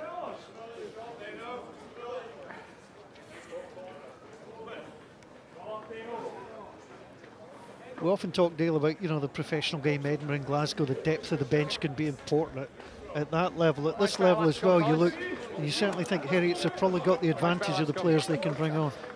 Yeah, I think so. I think looking at the squad before the game, I thought Heriot's squad overall looked a little bit more experienced and probably a little bit better overall. And I think that is where at this level of rugby, it is a 23-man game. It's not just your 15 or your best couple of standout players. This is a squad game, and it'll be interesting to see what the subs do to the continuity of this fixture. Swan has to go digging for that. It's on to Mercer, on to Munt, Munt on to McCallum. McCallum met in the midfield. Munt goes in to lend support. That's an awkward one. As well gathered on the far side. Heriot's players there quickly. Good clear out from Scott McGinley. Craig Kelly normally wears that number 8 jersey. I'll tell you what, Scott McGinley's had a good night. Mercer, the teasing ball forward for Gregor Brown. Mercer again, showed on the inside, taken down by Leishman. Well, the referee was looking at Ewan McLaren to see if he was getting out of the way quickly enough. Swan, McGinley comes across, takes it, driven down by Leishman. Swan, there's a little gap, but he'll be taken down by Ewan McLean. Okay, use it. Josh King is available. Yeah, I'll move. Tate at the bottom, pops the ball inside. Onto Hamish Bain. Bain tries to lay it back. Advantage will come for the knock-on. Really good and the home crowd applaud. Number 20 and here, then in green and blue. Who's the scrum? Well, they may have fallen further behind, but you can see the intent and the appetite from the home team. Thank you. Yeah, definitely, especially Tate. Like Reece Tate is leading from the front, trying any attacking option, just picking and going through the middle there and trying to, you know, eat up some yards and try and get the defence a little bit tighter. But, you know, much to Heriot's, you know, their praise, their defence has been really, really solid. They've only conceded 2 close quarter tries. In the loose, their defensive structure is really good. Okay, yeah, let's go. Scott McGinley is slow to the scrum. I'm left. Former Curry man. Thanks, Michael. Plenty of experience. There's Mark McGinley. 6 consecutive starts for the Bears. Crouch. Bind. Set. Well, the Boroughmuir scrum's been coming under some pressure. There's too much weight. Heriots have come forward too early. Too much weight from blue. By too much weight from blue, I presume he means blue and white as opposed to blue and green. Yeah, I would assume so. I think Chris Keane on this side of the scrum was just too much weight from you. Hold your weight for the balls in, okay? There we go. Lefty here, please. Yeah, just telling them just to be a little bit more patient in that scrum. But you can see Chris Keane's actually he's scrummaged really well tonight. He's been putting his opposite man under a lot of pressure, and you can see there he's always popping up and asking for calls from the referee. So, you know, I think they're perhaps maybe just trying to get that little edge on the front row. Former Gala man wearing one. Bind. This Boroughmuir scrum has come under pressure. Again, we'll try and get it out quickly. Swan. On to McCallum. Munn coming through. McGinley at 8 did well. Hamish Bain trundling forward. Smart McGinley.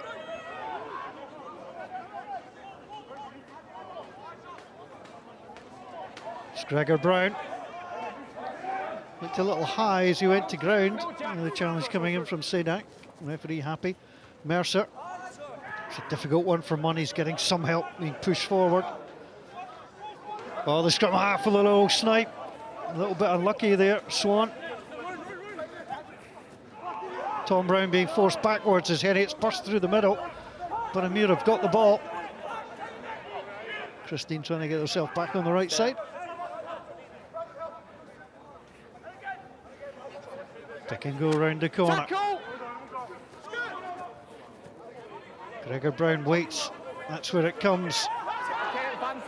Advantage. Sadak was up far too early. And high tackle as well.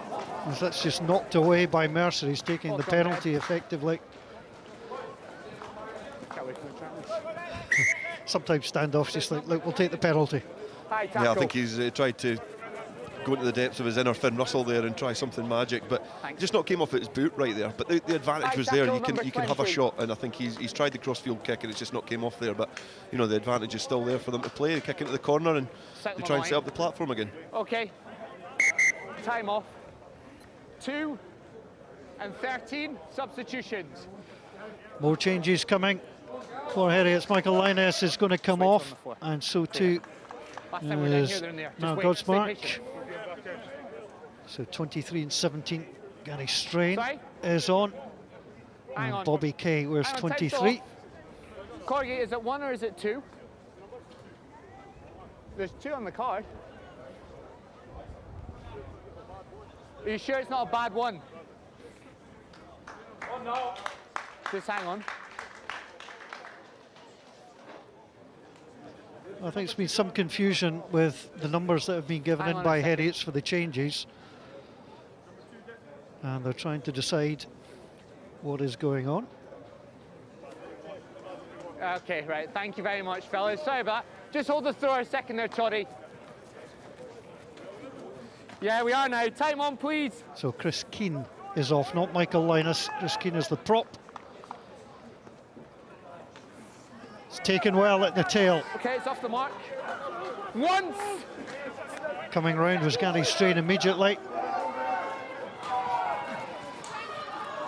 Well, there's a party in there, and Corey Tate had the ball.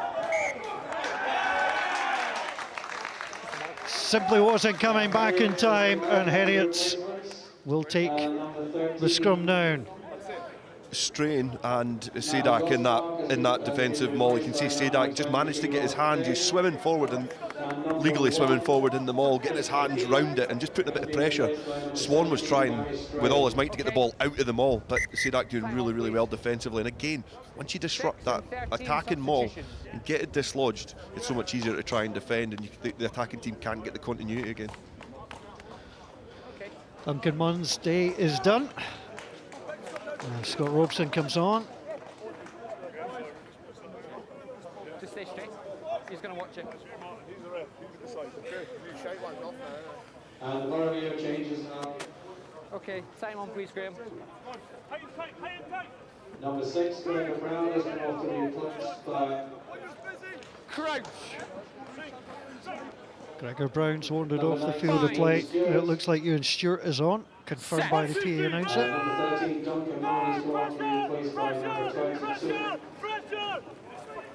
Scott Robinson. Heriots have it, attacking from their own line. That's delightful. Tate throws the pass. Good strong tackle, but here's the opportunity to get things moving again. Well outside the 22. This has been good productive play from Heriot's. Reset and go again. Gelderblom plays it off. Zavala back inside Gelderblom. Gelderblom will go all the way. If he can step back inside, he'll lay it off onto Bobby Kay. He's held up. Well, this is champagne rugby from Heriot's at the moment. Driven on, Ewan McLaughlin. From one set of posts, and aiming for the other. Michael Linus, perhaps not the hooker you want to see out there. Boroughmuir back on the inside. The pass taken well by Leishman. Advantage to knock-on's over. So the advantage for the knock-on is over. Comes out onto Zavala. The Aussie driving forward. Boroughmuir back inside. That was a good take by McLaren. Linus. This is a big stand here for the Bears. Zavala. Well, that was pinched from an offside position by Brandon Sweet, and the penalty is given. Honestly thought they were going to score with a break, but they just had enough defence to hold them out. Yeah, I think Gelderblom perhaps just picked the wrong option. I think he was caught in two minds whether he was going to make it in between the two covering players or he should have released.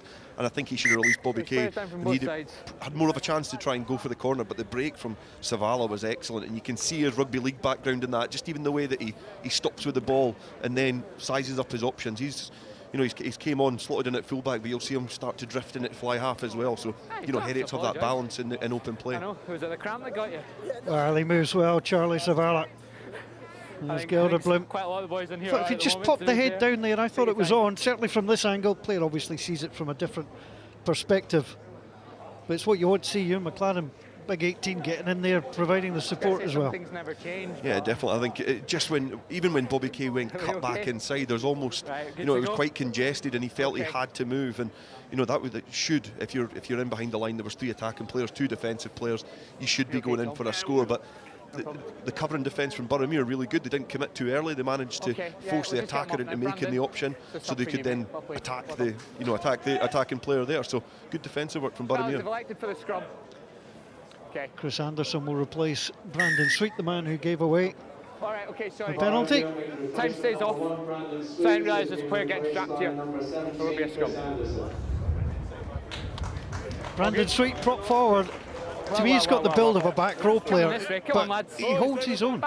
Yeah, he's had a good season with Mar as well, winning the Premiership, so he's stepping up a level, coming up into Super 6, and he's shown up well this evening. He's scrummaged well under against a really intense Heriot's back. So you get a lot of the front row players like that nowadays. They're not just big lumps.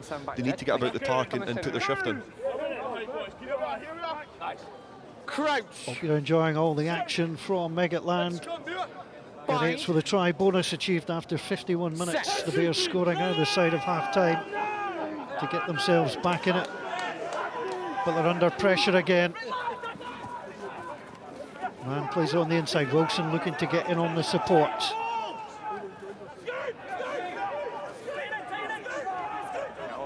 Again, look at the bodies that Heriots have got there. Jackman has 6 weights. He's going to try and use his colleague forward.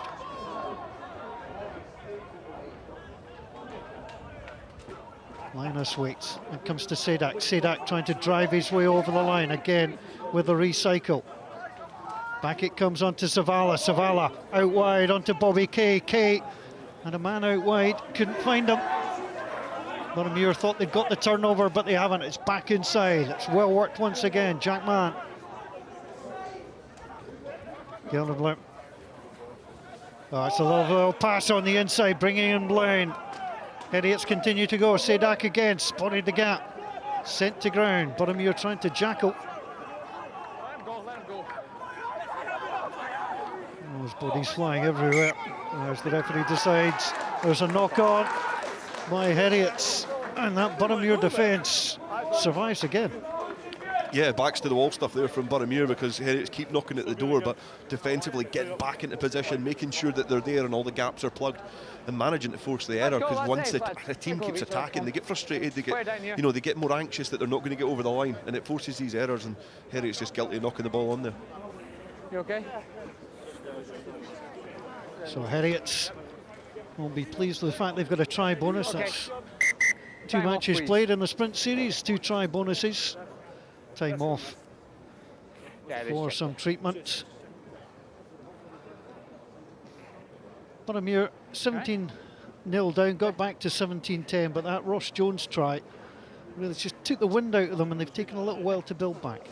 Yeah, I think as the time becomes shorter in a game, once the margin becomes bigger, you sometimes lose your structure and feel like you're not in the fight anymore. And I feel there's been a little bit of that from Boroughmuir, but there's also been the fact that Heriots are buoyant in the fact that they've got that bonus point try. They're really going for the jugular now, and they're in a good position. If you've got the lead in a rugby game, captain said your opposition's 22, you're in control. Give you that one.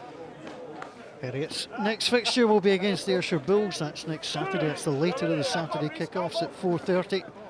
The Bears host their new rivals Watsonians, who will wander over here for a 2 o'clock kickoff next Saturday. Set.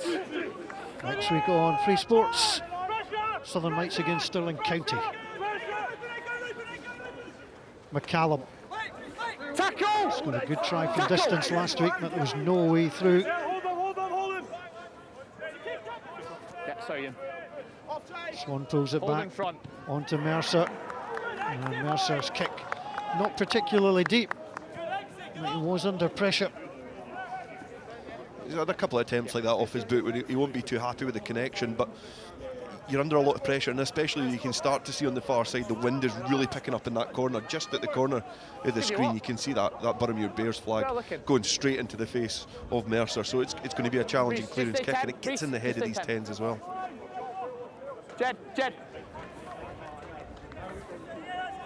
Well taken by Leishman. Line-out's now over. Again, the ball tucked in at the back. This is going to be hard to stop. Blue to 4!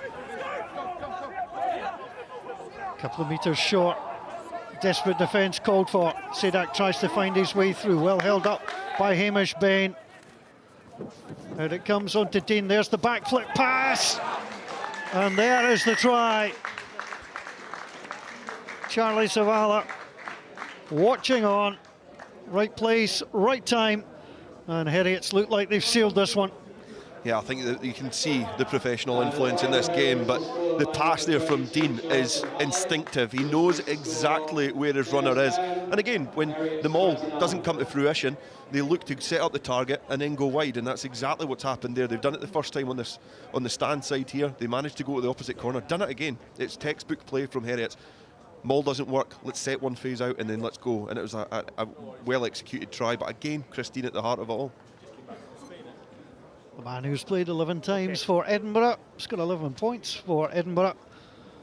All from the boot, crosses the try line for Heriots. Bruce Houston pops that through the posts. And now Dale, it's starting to look like a comprehensive night for Heriots Rugby. Yeah, we've got 13 minutes left in this game, and I think it's 3 converted scores. It draws the game level, and I think it's a big ask for Boroughmuir because the defensive effort from Heriot has been so good. But this is a chance for the teams to experiment, try players. Let's see what they look like, and this is their platform to go and show what they've got. So I don't think Boroughmuir are down and out yet.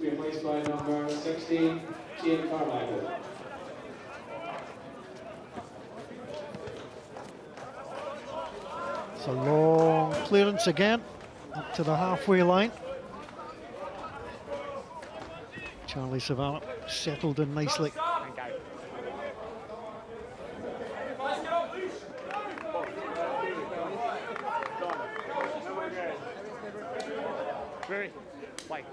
Get on it. Yeah. Confirmation of some changes.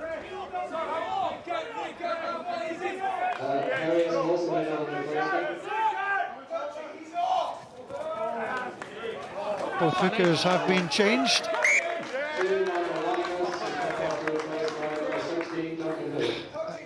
That's the kind of disappointment from that line out. Not under a great deal of pressure, and you get the knock on. I think that's almost the story of Boroughmuir's night so far. You know, a couple of things in the maul have came off. They've got the 2 scores from it, but it's just not clicked. It's not always went well for them, and things like that. Just that little bit of miscommunication, the choreography a little bit wrong at the line out, and there's the knock on. And you know, it's just been one of those nights, a difficult night for Boroughmuir, and it's under a lot of Heriot's pressure. So the benches have now been emptied as Murray Johnston comes on. Mark McGinley Well, he's had a good 68 minutes.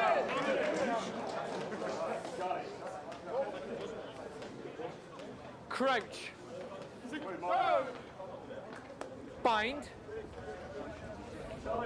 Set. Jed Geldenblum, product of the Leicester Tigers Academy. On to Dean. Dean lays the ball back onto Zavala. Zavala onto Tate. Tate finds a way.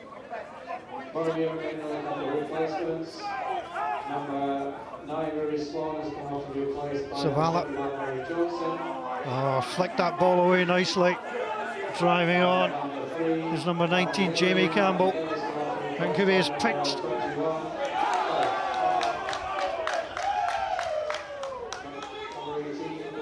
Campbell again involved. Out wide it comes from Rhys Tate. Boroughmuir on the counter-attack, trying to find a way through. Lots of blue and white jerseys there, but good support from Tom Brown. Here's Mercer. Marcus Goodwin also on, wears 18.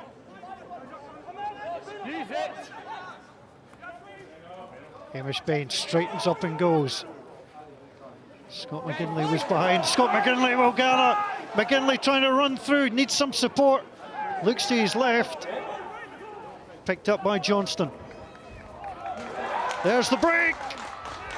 And over. That's excellent play from Boroughmuir. They have never given up in this game, and they find themselves over the line again, and Boroughmuir get on the score sheet. And again, good possession, and Scott McGinley was right at the heart of the try. Definitely straight from, you know, it's like a number 8 who was aware of exactly what was needing done. The Heriot's defence has been so strong all night, it's fanned out a little bit too early, and he's just seen the gap, just picked and went, and he's went straight up the guts. He's made some good ground, stayed high on his feet as well to let the support get there. Good quick clearance as well, and then Murray Johnson doing well to get the ball away from the base quickly, and they get over for the score. Scott Robson going in. Really well done. He's pecking slightly, but we'll forgive him for that because that really was good play. Getting up and support well.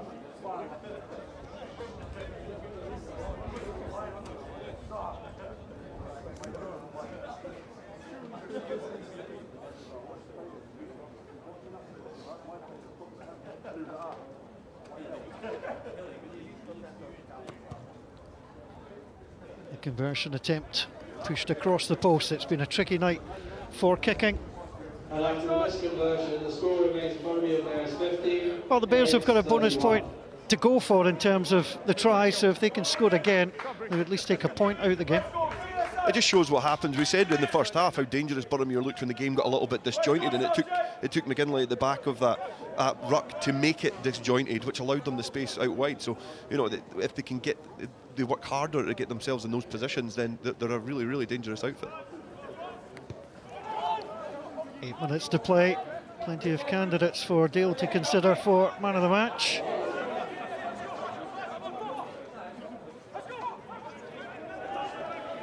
Gathered by Ewan Stewart. Stewart gets some help from Goodwin. Now launch long, Zavala. That went backwards. Now he fancies taking that for a run. Now that is a collision. He came right into Scott McGinley. Picked up by Ewan McLaren. Again, there's numbers here. Leishman gets himself away from Foss, gets it on the inside. Geldenblum, it's a brilliant step away from Tom Brown. And Jed Geldenblum crosses the line. That's his first try for Heriot, and a moment of magic to send Tom Brown the wrong way. It was brilliant footwork. It was a great break initially by the captain Leishman, but the hit in midfield, it's all came from that. A great dominant tackle in midfield, but the support does get there quickly. It allows them to get the ball into the space, but Leishman just managed to hold the touchline just long enough, get the body in a good position as well to pass the ball backwards. But Gelderblum, you know, maybe guilty of butchering an opportunity before. On that occasion, he made sure it counted. But you can see when the big hit goes in, stays on his feet and allows the support to get there. And Leishman, great hands and great footwork from Gelderblum.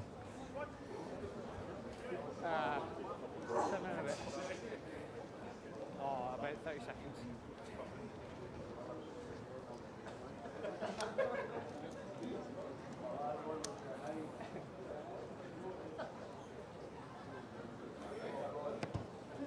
Conversion attempt curled through by Charlie Zavala.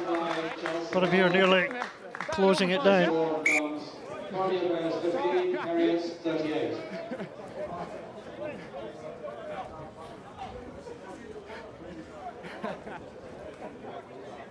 So back in 2019, Heriot's beat Boroughmuir Bears by 53 points to 10 at Golden Acre, 10 tries in that match. Here is a 23-point margin for the visitors from Golden Acre. I feel a little bit sorry for the Bears. The scoreline looks perhaps a little bit harsh on them, but it shows how ruthless Heriots have been. Yeah, I think that's a pretty fair reflection on the way that this game's went. Boroughmuir have been a little bit disjointed at times. They've not been poor because they've scored 3 well-executed tries, especially the last one was really well done. But I think it shows how structured and professional Heriots are. They're very well coached and well driven. They all know their jobs, and I think from the full 23, they're very aware of what their job is when they step on the pitch. Mercer inside onto Tate. And the Bears ain't hibernating just yet. They're going for this. And it's taken and driven on by Ewan Stewart.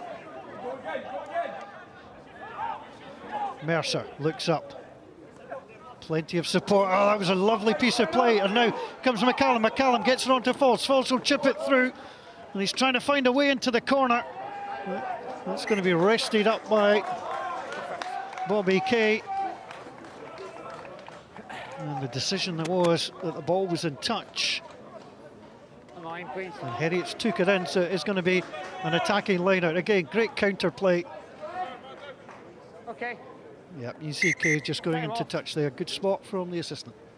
Yeah, good kick as well, but I think it came back to that Tom Brown pass, delaying that pass, just allowing the defender to get out of line. It allowed Boroughmuir to get in behind, but good kick from Falls and then good kick chase as well. Put the pressure on, and it gives them another attacking platform to go from. But you know, at this stage of the game, it's perhaps more, let's try and get our job done, let's try and learn from this and try and get the scoreline a little bit tighter. Well, they'd love a try bonus. They were a bit scarce in the regular season. They scored just 22 tries in 10 regular season games. Crossed the line 3 times against the Ayrshire Bulls last week. 8 tries in the match so far.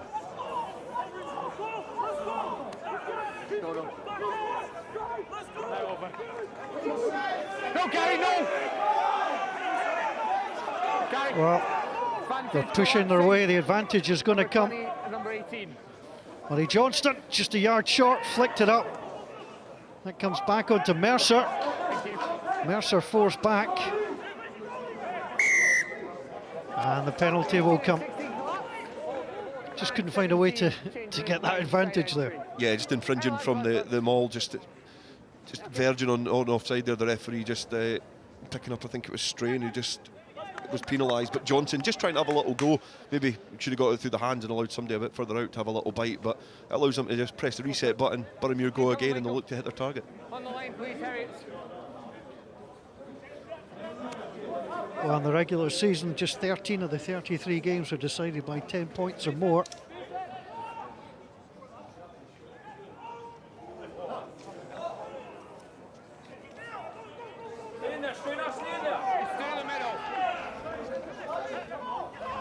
Now here's the chance.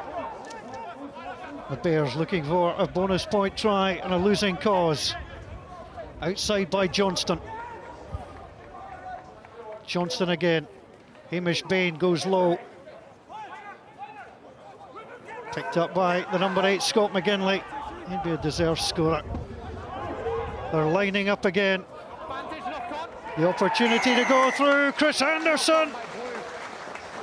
What a moment for him. Getting on the score sheet on his Boroughmuir Bears debut. And he's absolutely thrilled. And it's a bonus point for their tries. That the 4th for the Bears. It's an 18-point gap in an entertaining contest. And I think you can see the jubilation that when he gets over the try line, what the bonus point means to Boroughmuir, because this is a sprint season. Any points you can get are going to be vital. But it was a very well worked try there from Boroughmuir, off the line out, kept the ball tight, managed to protect it at all costs. And when it did get a little bit loose, he was there, hot as you like, just to get the ball over the line. Number 23, Glenn Folds. Well, a little spring in his step there. Glenn Folds with the conversion that's successful. And that's the first successful kick from the Bears.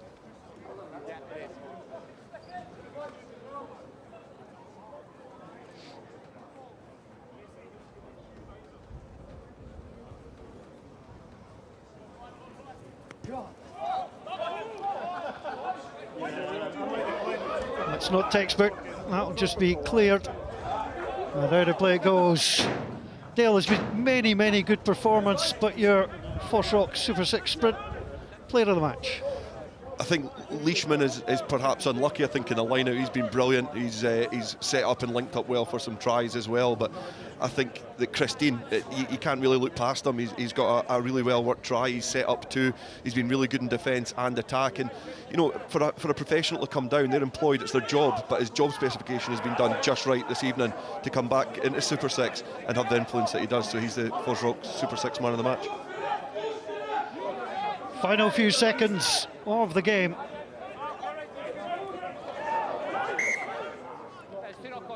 Two knock-ons, and the knock-on will come. And it will be a scrum down. Thank you. Thanks, Michael. First knock-on's in the line-out by Green and by Blue. Yeah, here. First one was in the line-out. 10 tries. 4 to the home side, 6 to the visitors. Here we are. And what has been another good night of Super 6 rugby. Thanks, Graham. Tonight's FOSROC player of the match is Heriot number 12, Christine. Bind. Set.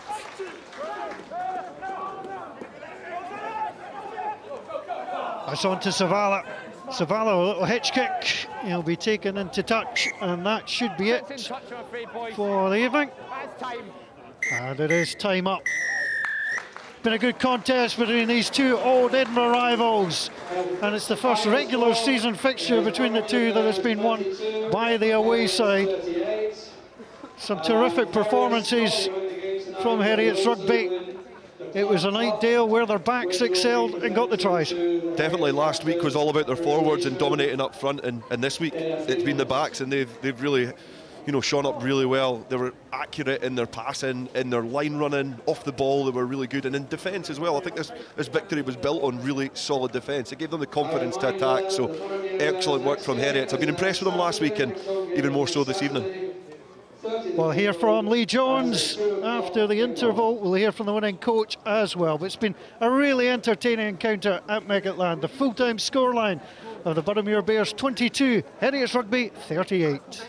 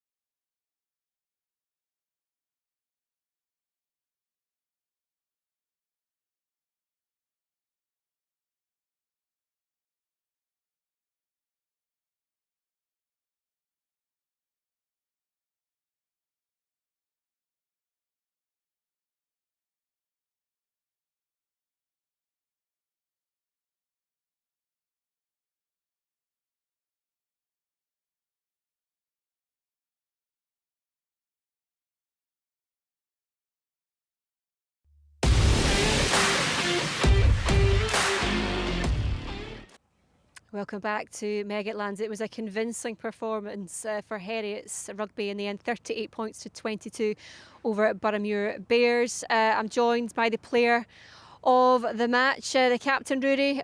Leishman, are you going to hand over and do the needful? Yep. Congratulations, Chris. Thank you. Well played. Thanks, man. Thank you very much. I feel as if we should have had some sort of round of applause or something there. That was a wee bit of an anticlimax for you. Right, okay. First and foremost, Chris, give us your assessment on that performance tonight.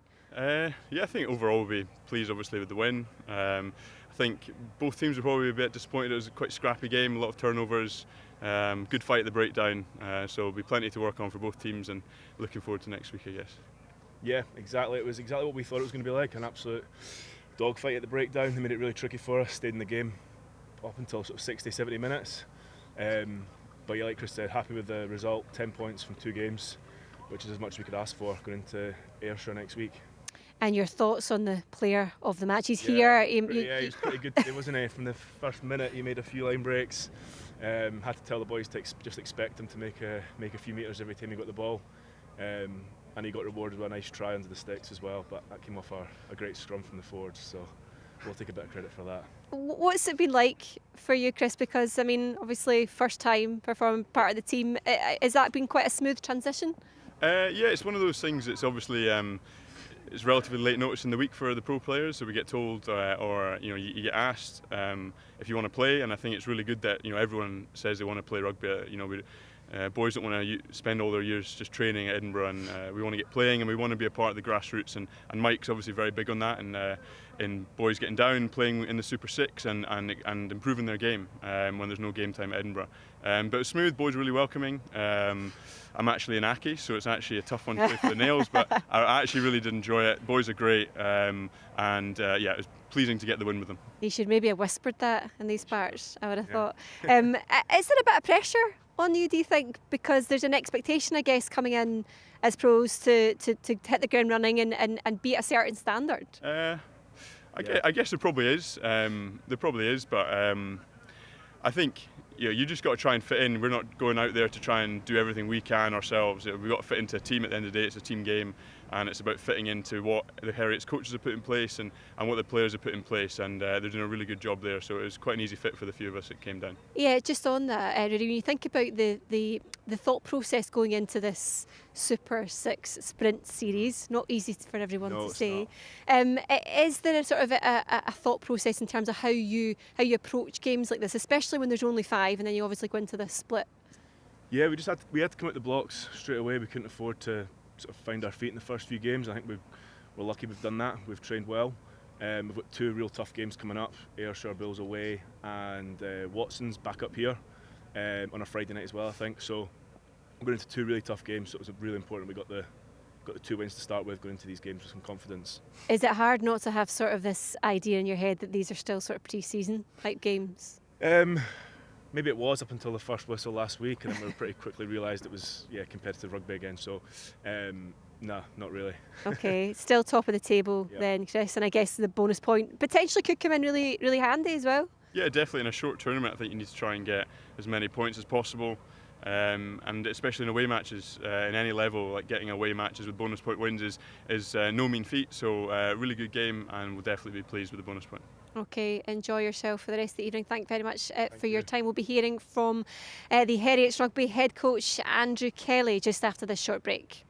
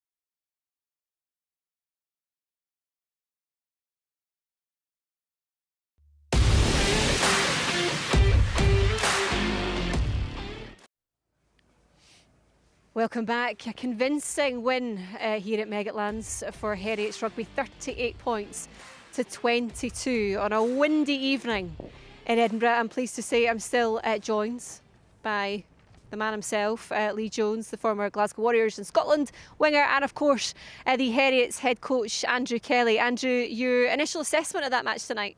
Yeah, I think we showed loads of ambition, and you can see that with the amount of tries we scored. Boroughmuir are a really good outfit, and they battled really hard against us. You can see that in the first half. We gave away, must have been 6 penalties at the breakdown. So they're a very good defensive team. It took us a while to really break them down. Was that the sort of game plan tonight, was just having that little bit of patience in the end? Yeah, absolutely. We knew that they were good over the ball. I would have liked to given away fewer penalties, but we got there, we were patient, and the points came. Lee, we were just discussing, we were in the warmth. We've got the jackets on actually now because it is so cold, but we were just discussing the overall performance was so consistent, and there was a point actually towards the end of that second half where you were relentless at times. Yeah, I think you really seemed to open up in the second half a wee bit and got the kind of backs moving. And the first 20 minutes of the game, like you say, was a wee bit sticky. But it was good to see some nice rugby in the second half there. With the guys coming in, the likes of Christine, Jack Blaine, how did you integrate those guys into the team? Because they seemed to perform pretty well tonight. Yeah, I mean, credit to them. They came in, they got right on board with training, learned the backs moves, as you can see, and they just bring a wee bit extra, don't they? And we just want to get them the ball, and you could see what they can do. How difficult is that actually whenever you've got players who clearly are used to a certain style at their pro team, and trying to sort of bring them in, integrate them in very, very quickly, because you would never have known that they hadn't played together tonight? Yeah, I think it's credit to them again. I think the big thing is organisation. You don't have to worry about their skill set. I mean, they're world-class players. It's just getting them integrated, organised, and a bit of a game plan so they know where we're headed. And what was that tonight? Well, it was basically to try and keep the ball, play in their half, which we didn't do in the first 20 minutes, but then we started to do. We kept the ball, moved it about, got some breaks, and pressured them and got the tries.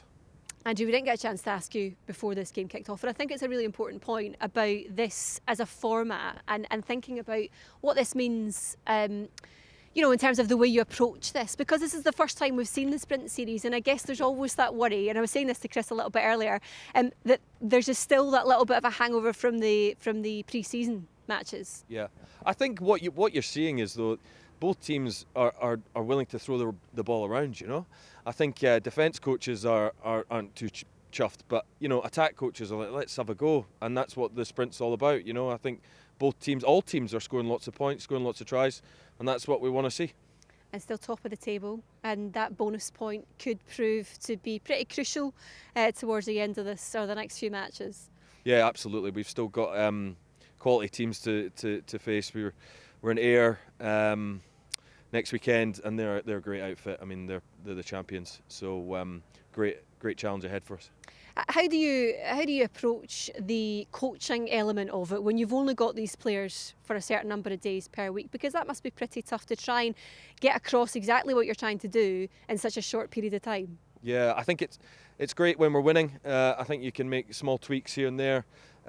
It's harder when you are on a loss, but the good thing is we have won 2 games. Now we can have a look at it.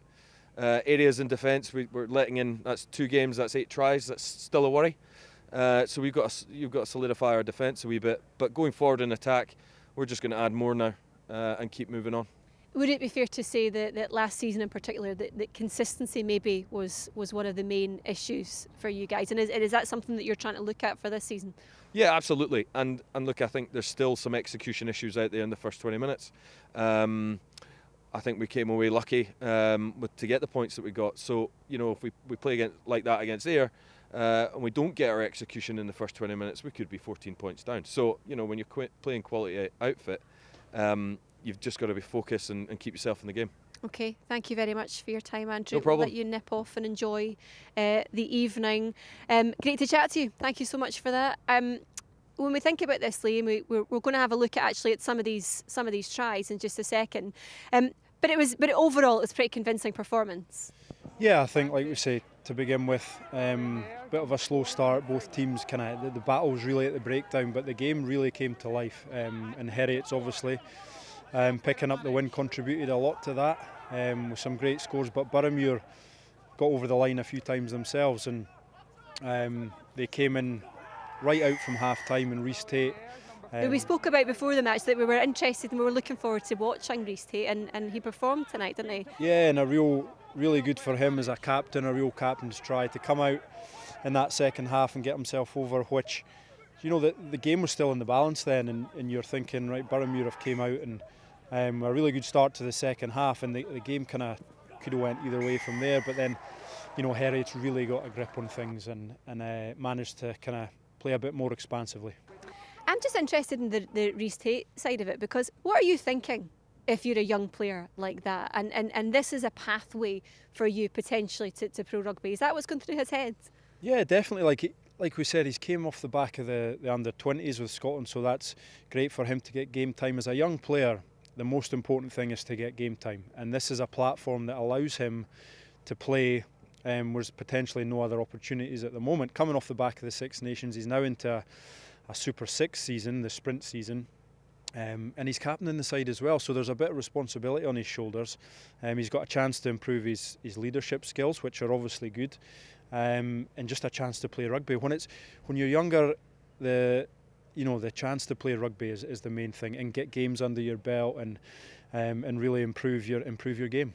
And I guess that was the whole point of this format in the first place, is to get players to actually play matches and to get game time under their belt. Yeah, like these guys haven't played since October, and the championship season doesn't start until August, so this sprint season allows them to get game time. And there's a real mix in these squads of, you've got a lot of young talent coming through, aspiring to be professional players, I would imagine, and then you've got the experience, you've got the pros that we're in today, so everybody's sort of learning off each other, and those young guys will really benefit from, I think, the professional guys coming in, those experienced heads, but then again, they're leading the way as well.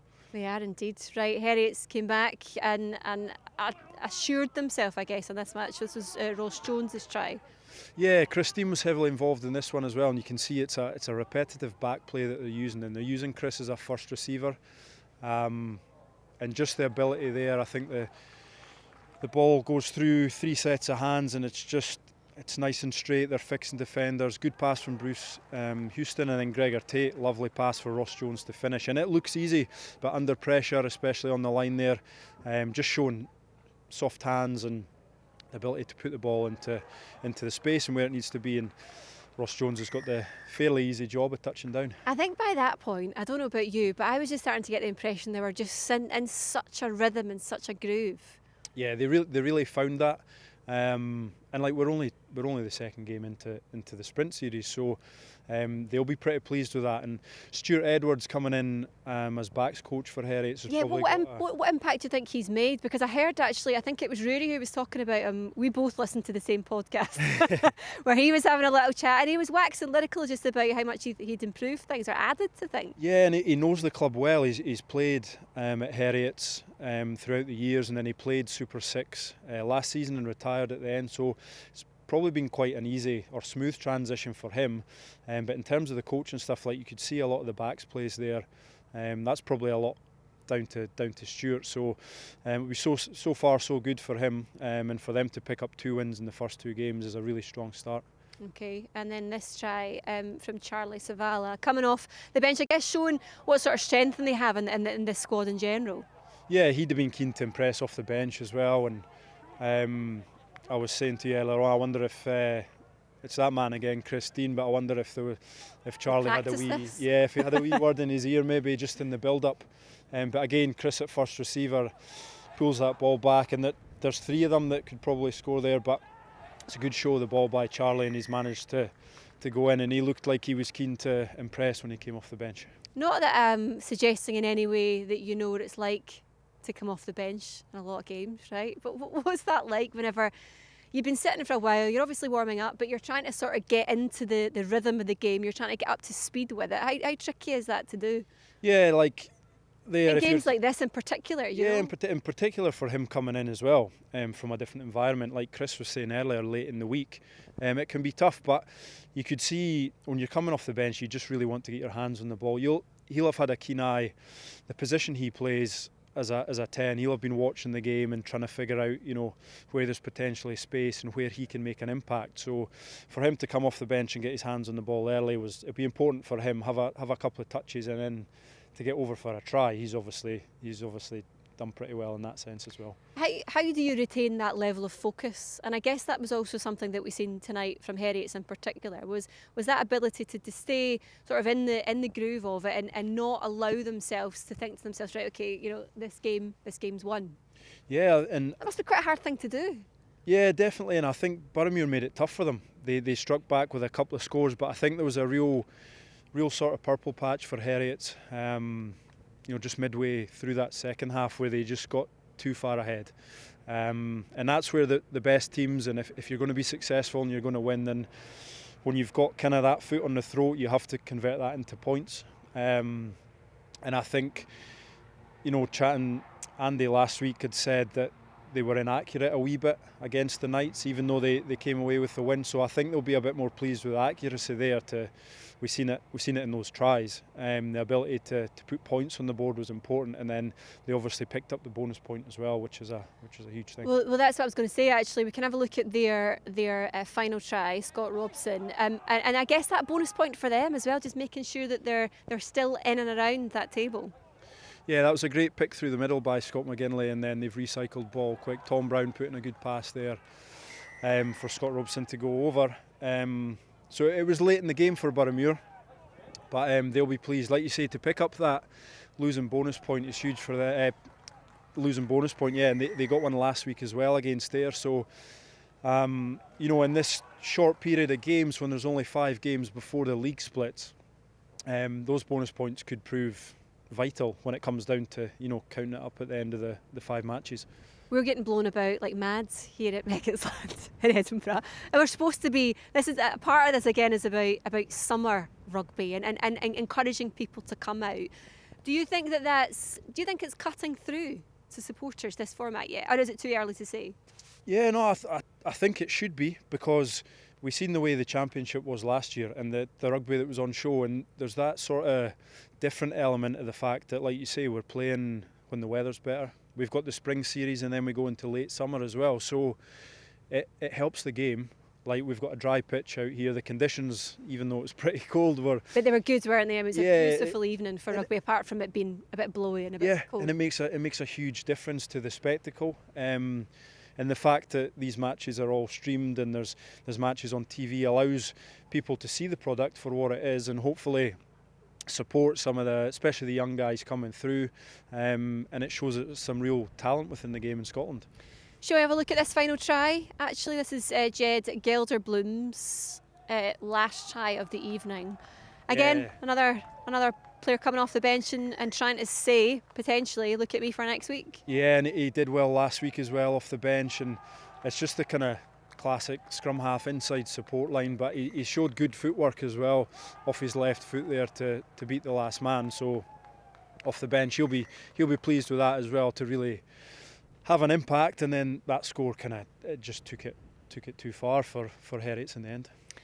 I lied to you, it wasn't the final try. Bears, I forgot about Anderson's try for Boroughmuir Bears. We'll have a wee look at this one. And again, you know, making sure that there's still something in this match, and I guess that's the whole point of these bonus points, is keeping it interesting, and that's exactly what happened with this one here. Yeah, and I think if anything, the Boroughmuir coaching staff and the players, they'll be able to take away the fact that they didn't make it easier. It would have been easy, you know, Heriot's got those few scores that kind of took the game away. It would have been easy for them to kind of roll over and we've lost the game, but for them to strike back with those 2 scores that we've seen, they can really kind of hang on to that as they go into the rest of the season as well. So yeah, it was important. It was good to see them get across the line on a few occasions as well. What about you then, the Scotland Sevens? You're part of that. What is, I guess that in itself for a lot of players is similar to this Super 6 in terms of it's another route to pro rugby. Yeah, definitely. We can see there's a lot of guys who have made the transition from the from the championship season that have moved on, and there's a lot of guys within the 7 squad. Boroughmuir themselves, two of their most influential players from last season, Colleen Barreto and Jordan Edmonds, are now performing with the 7s, and they're doing really well. So it kind of works both ways, and the more the kind of places we can get guys playing rugby in Scotland, with there only being 2 pro teams, the better. And with guys, the amount of talent we've got to get guys on field, get game time, whether it be 7s, whether it be Super 6, then it's all the better for the sport as a whole. Okay, big weekend of rugby still to come. Let's have a little look at what's in store for you. Tonight, of course, if you're just joining us, Heriot's convincingly winning 38 points to 22 over Boroughmuir Bears. Southern Knights up against Watsonian Rugby tomorrow, and then Stirling County take on Ayrshire Bulls. That's round 2, that'll be it complete. Let's have a look at the league table, actually how it stands this evening. No major surprises, I guess, that Heriots are leading the way with 10 points. Ayrshire Bulls on 6, or on 5 if my eyesight does deceive me. Watsonians on 4, Boroughmuir Bears on 2, Stirling on 1, and Southern Knights on a point as well. Next week, coming up for you, it's Southern Knights against Stirling County here on Free Sports. Do not miss that. Some more really interesting rugby to come on Free Sports. It's been a great night of rugby. Thank you so much for your time, Lee. It's been great to chat to you. I'm glad you've not blown away, as I haven't. We will see you again next time from Meggetland here. It's good night. We'll see you next time. Bye-bye.